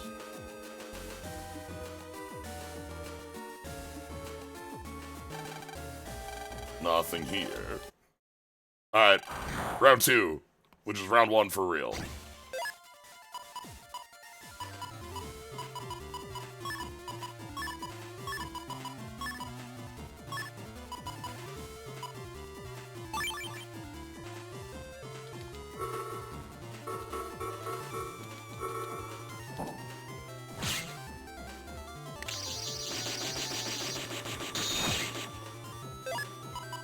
Alright, you know what it's time for? Jesus Christ, is darting around. Bone, bone, bone.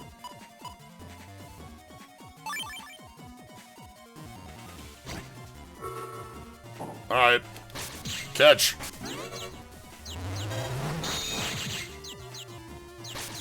Catch. Catch. Ugh, get off my area. Get out of here. Bombing run. Alright. I love that he's a literal transformer. It's so fucking good.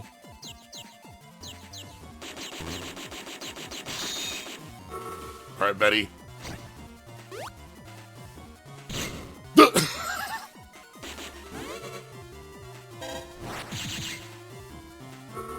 Alright. No!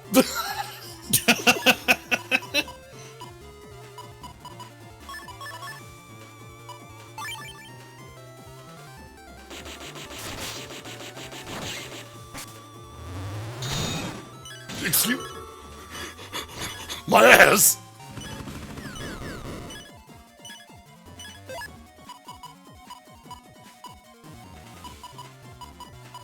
Alright, well, I got moves for you.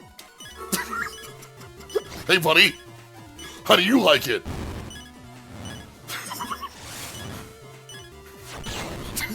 Get the hell out of here.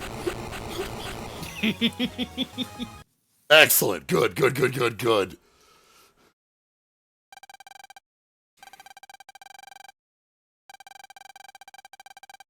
I will absorb the more dark power. Alright.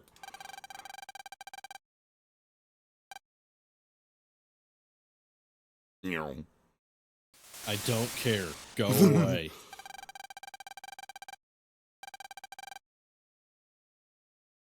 Look, buddy, you want to throw down, you just gotta ask.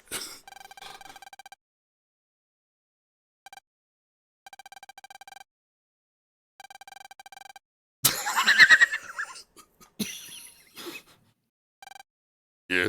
What about it? What, is there a problem?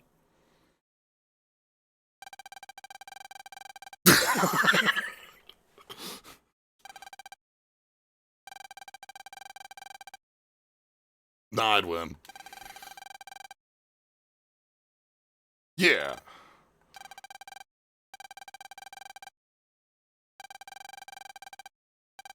I don't know about that. I mean, you can cheat and just, like, not have the dark power corrupt you.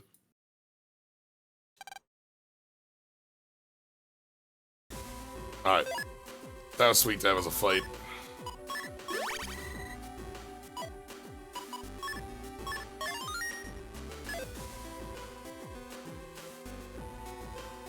Alright, so, okay. So we need to go find freaking Dark Drill. Let's see what else is around here, though. Wait, what's this one?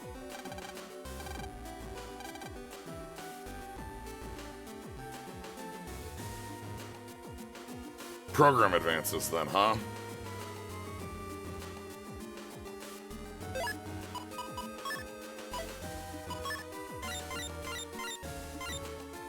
Yeah, that's fine.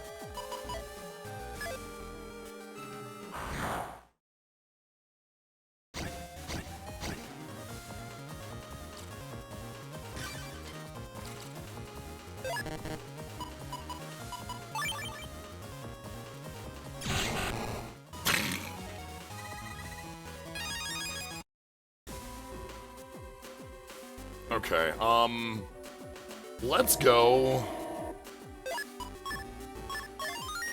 Let's dip in here.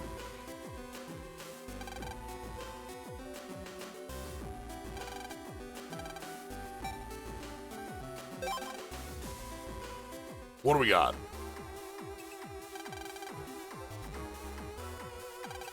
Okay. Alright, last area. This is a scouting mission, by the by.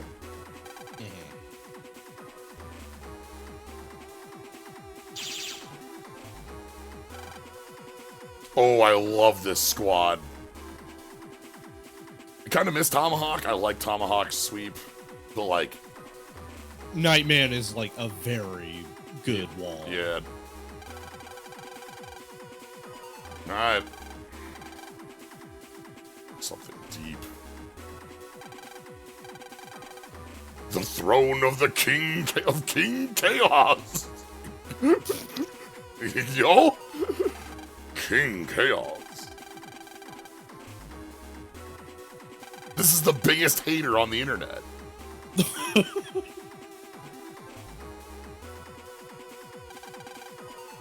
Yeah. Perfect chows live back here. No, it's the King of Chows. Oh, where's Charm Garden?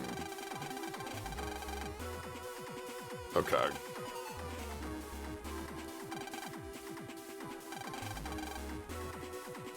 Alright, 16 rounds.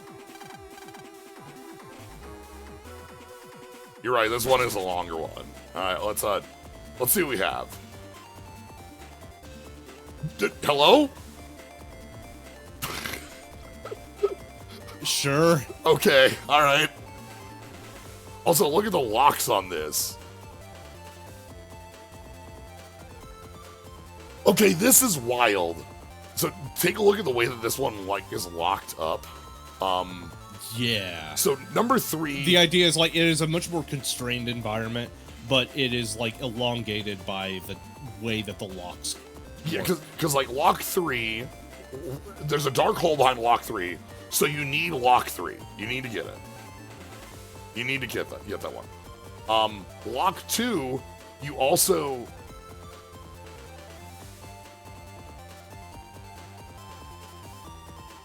Okay, you do need lock 2. Because this lock 2 over here gets this. Though you could also get lock 3 to get this, but I'll be real, I'm gonna guess this is like key for lock 2. That's my guess for location. Lock 1.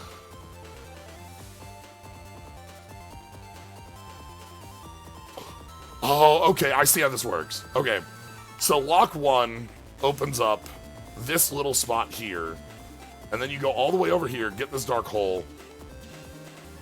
Key 2 opens up this one up here. You go all the way up around here, opens up 3, then you get hole 3, and this has got to be key 1. Okay. I think I understand the route that this is. So 1, 2, 3, knock out the hole, Cosmo map. You are very fortunate to have Toadman here. Yeah, because Toadman can do some like really powerful inlines. Specifically, like I can have Shadow kind of like walk back here and just go 1, 2, 3, 4, 5, clean this all like that. A lot of folks are pointing out that Toadman's power is so much better here than Medi's. It's unreal. Okay. And yeah, having Nightman in this one means that we're probably going to be under attack more often. Nightman having the power block that like blocks the birds and such.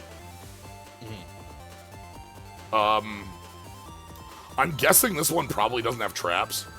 Or if it does, they're like these things here. This doesn't have like the big swaths of traps. So we're gonna have to be okay, but this looks like a really fun map. It's also that Toadman can actually fight. Toadman does rule. Everyone loves Toadman. Toadman can fight. Yeah, because we don't have Numberman, all these are gonna be like good. Okay.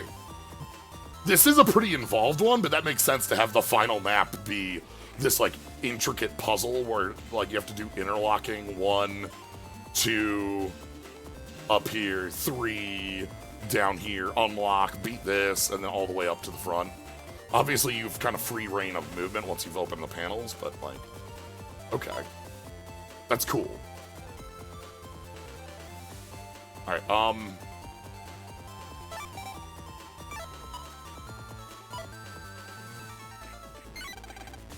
cancel mission.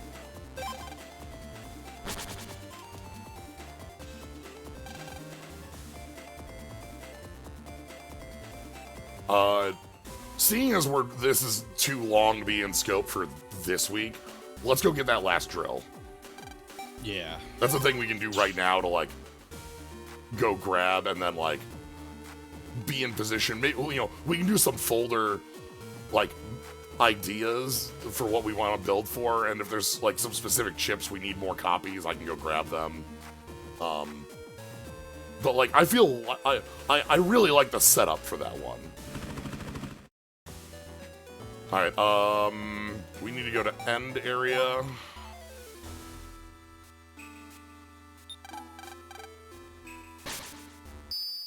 Ooh, okay.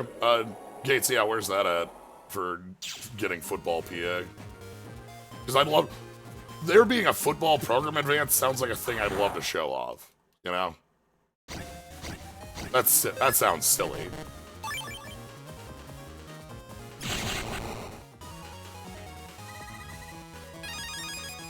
Ooh, Asteroid 3Y.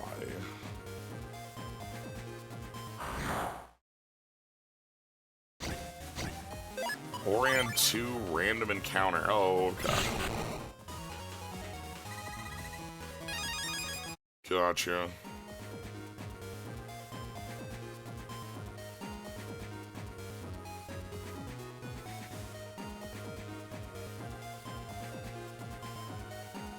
Okay, so there's like an invisible path in this area is what we have to find. And so this area is where Dark Trail lives.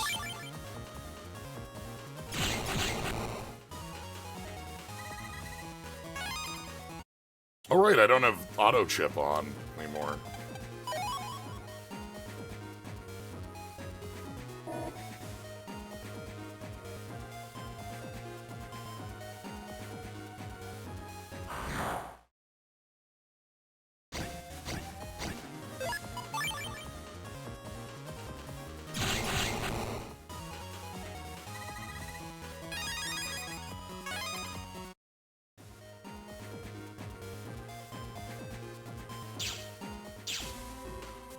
So it's not here. This is actually, well... Ah, I am one of the 5 who guard the undernet door. Sure.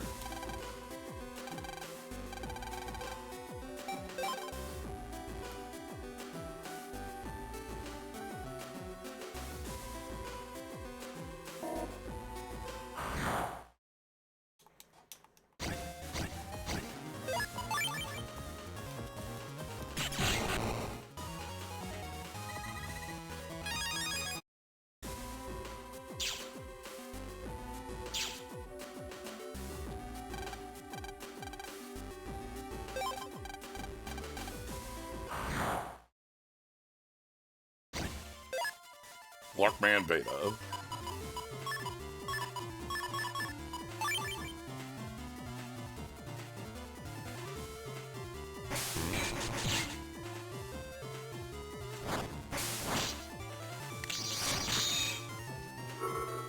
Go Gyro Man.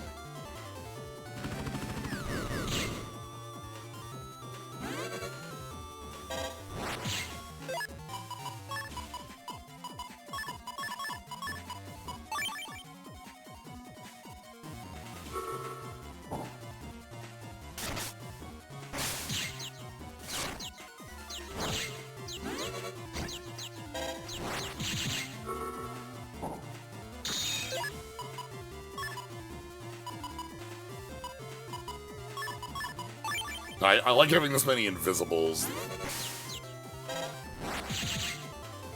It's such a good chip.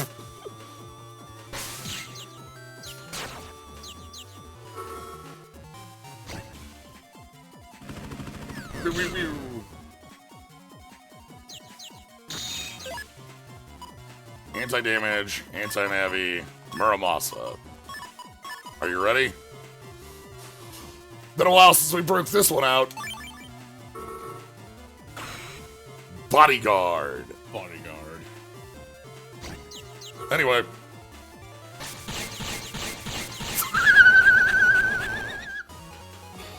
Later. I love Bodyguard. It's so missed good. It? Nope. Yeah, we're good. So not here. So that's Larkman Beta. I love, that one is actually down in damage than it usually is. If I remember my damage numbers right on Bodyguard, it would hit for 100 a shot, and that one was hitting for 70 rather than 100. But the big thing about that is that it doesn't break invincibility when it shoots. That's what makes Bodyguard so ridiculous as like a move. Is that, like, as you saw, it was just hit. It didn't break like, you know, into hit stun. So 5,000 years, no iframes. Yeah, basically.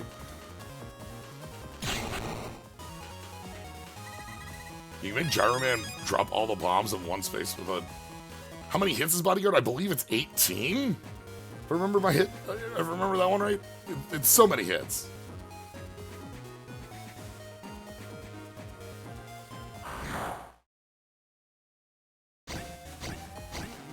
Like,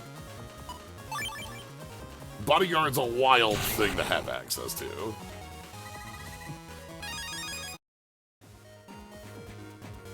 This folder is a fun one for walking around and for boss fighting. This is not a folder for liberation missions. It's just too slow for that.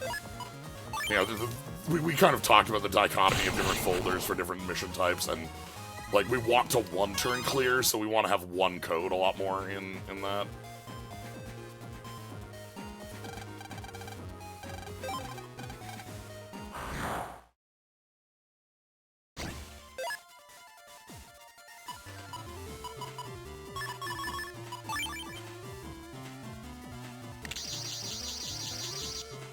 So where is the drill? It should be in this area. But I don't know where in this area. Like, it's on an invisible path, so I'm just kind of, like, trying areas. Yeah, okay, because, like, you just keep running into, That's why I'm running into fights. walls. Yeah.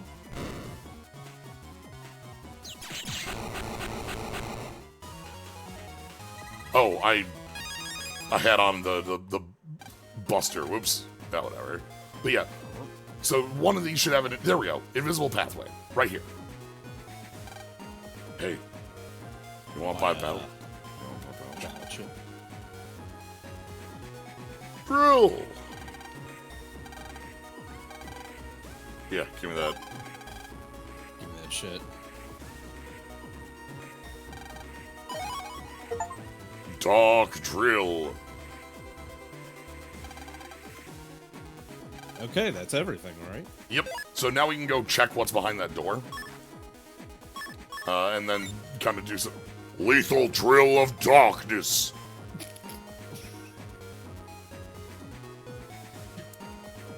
I forget. This description's fucking These, they're I know, they're always good. awesome.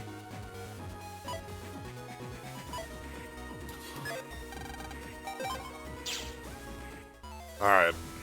So yeah, let's go take our last run into Nebula Zone. Open up the dark drill door. Turn the 4th of July into the 4th of shit. deal with the wrestlers outside of my house. You know, all that jazz. We got a lot of that to deal with.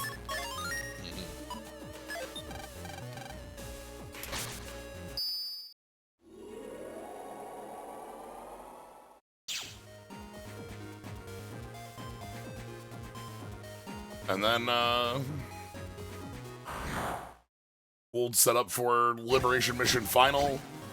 Kind of check out the area behind that, and that'll be the end of 5. We won't be able to finish up today. We've got a limit on how much time we have for that today, but that's fine. With that, now that we know what our like, we have our end goal directly in sight, and also it looks like it's going to be a fun mission. I'm excited for, like, a big, long Liberation mission with a new folder. Yeah. You know, so... one thing about Nebula is that Nebula area, for an Undernet area, is not too bad to get through, like, travel-wise. No, you jerk! Because, so Undernet areas and, like, these late game areas in like, a lot of these games have like, long, like, kind of windy navigation to get through.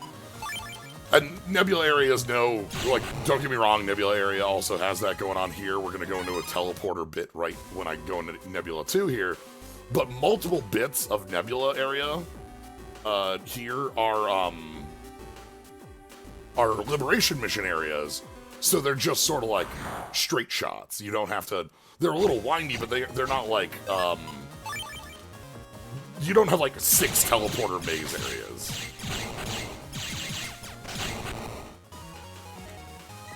So, we're also making some bank. Oh, we can probably go actually to the shop in this area now. We probably can afford 1 more HP up.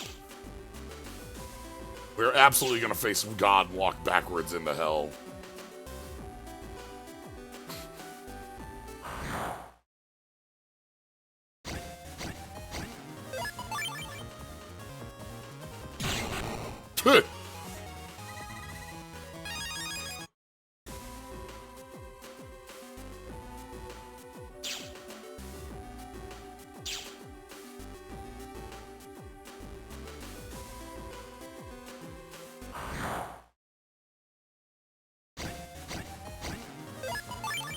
One med.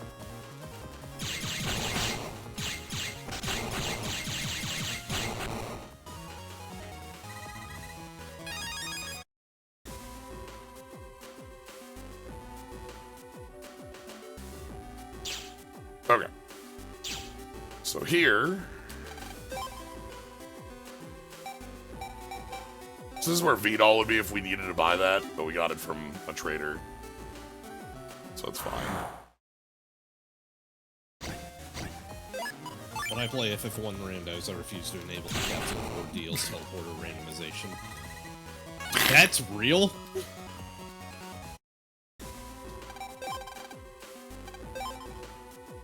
Alright. There's an HP. Why is that real? The existence of Castle of Ordeals teleporter randomization? Yeah, like teleporter randomization. Like, what the fuck is the point of that? Do you already know it all and want something new, I guess?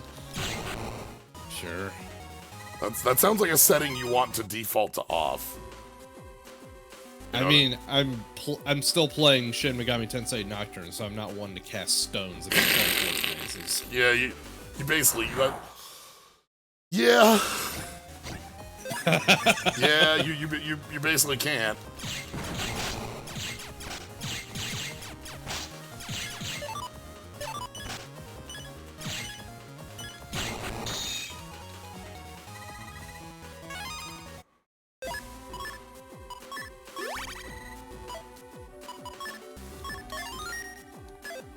Friggin' Dominerds. Yeah, like... Because any teleporter maze, once you know it, is no longer a maze, right? Like, Yes. it's just annoying. I did almost get a little owned by that Dominator. It's fine. We're fine. SMT fucking loves its teleporter mazes. Yeah.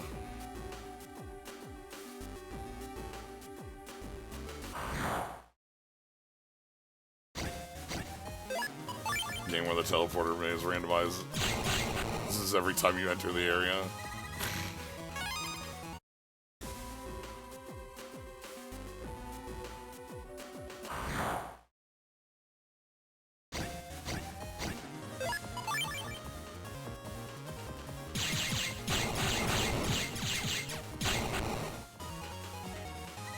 Oh god, shadow enemy. Shadow enemies are incredible. Oh, hey! It's a little bug. I didn't know that you existed outside of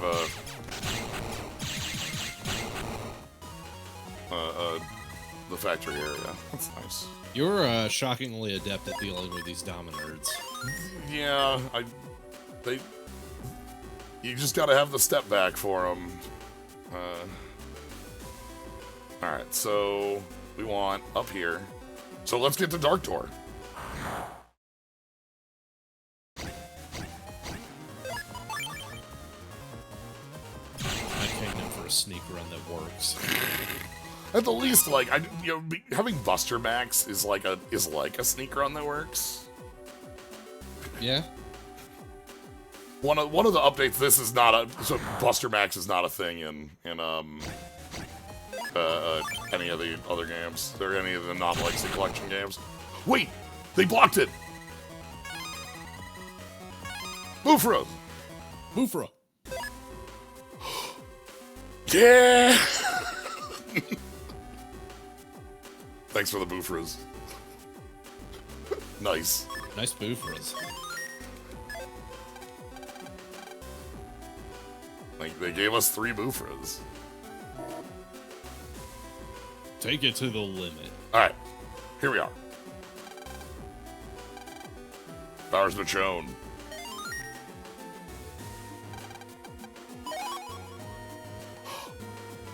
Oh. Okay. The power of ultimate darkness gets us the power of ultimate sunlight. That's cute. That is a way we could build. We have Django's, we have we don't have a lot in D. But we have Django, we have Sun Django, then we have Dark Django.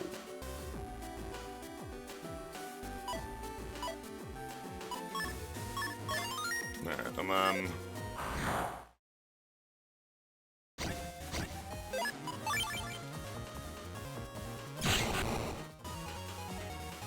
does Dark Soul Django give more power if Lan is in a cave? Also, how do you yell Tayo backwards? Okay, so, no refight here.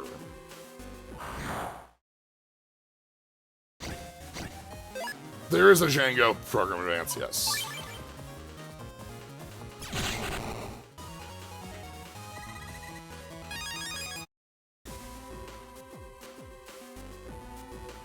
Alright. Well.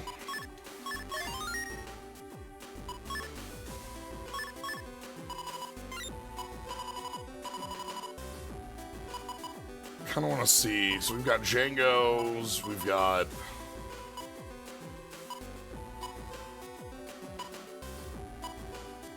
taking a look at like different codes and what they have available.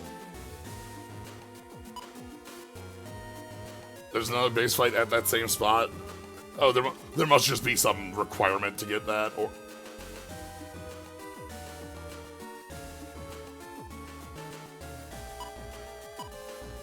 Nightman comes with Volts, Longsword Sword.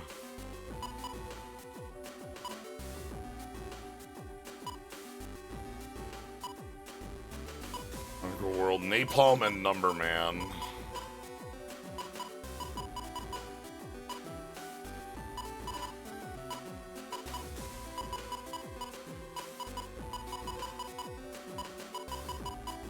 Okay.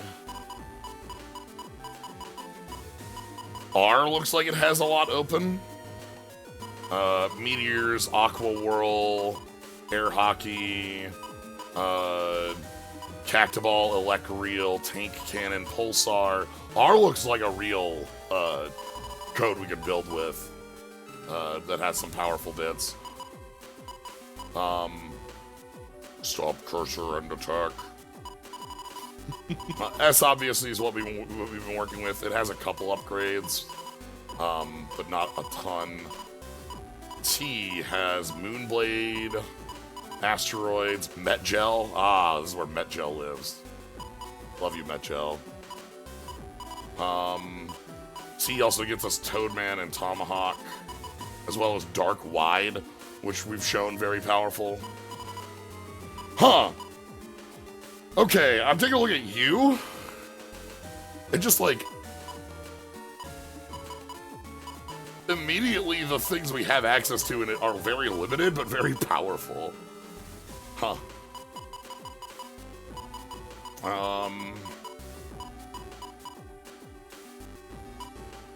Line Shot, Nose, Dark Lance, Blackwing. Y also, oh wow, Y also has Mark Cannon 3, Tank Cannon 2, Asteroid 3, Boy Bomb 3, Bubble Wrap.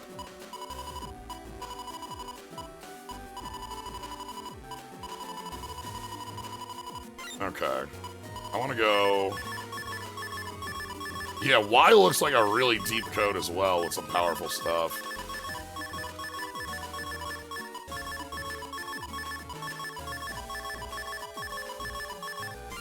Alright. I want to go with R.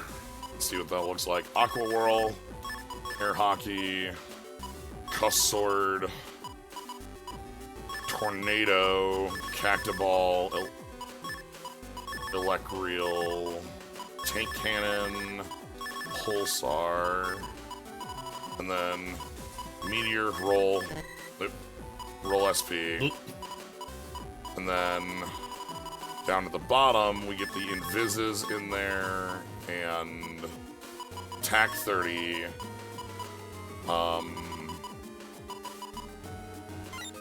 26.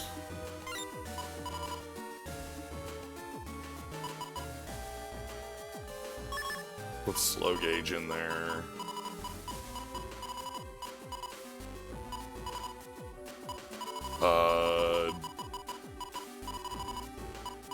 Where's our X chip? Chaos Lord gets to go in there. And then I think the last ones are like the recovers, because I like to have those for the other navies that live in there. Yeah, like, because like those are also in Y, huh?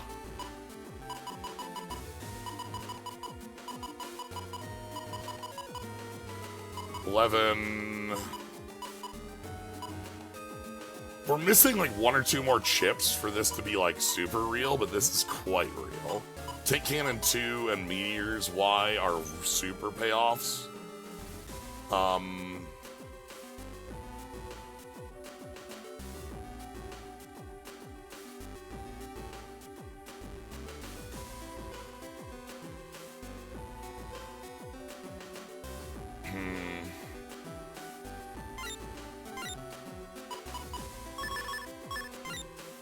Like this, and then I'm gonna build the second.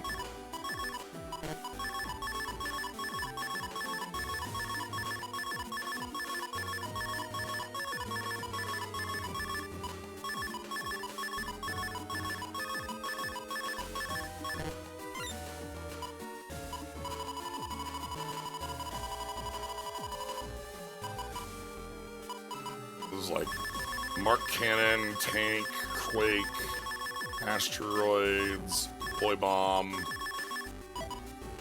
Bubble Wrap. That's most of a folder.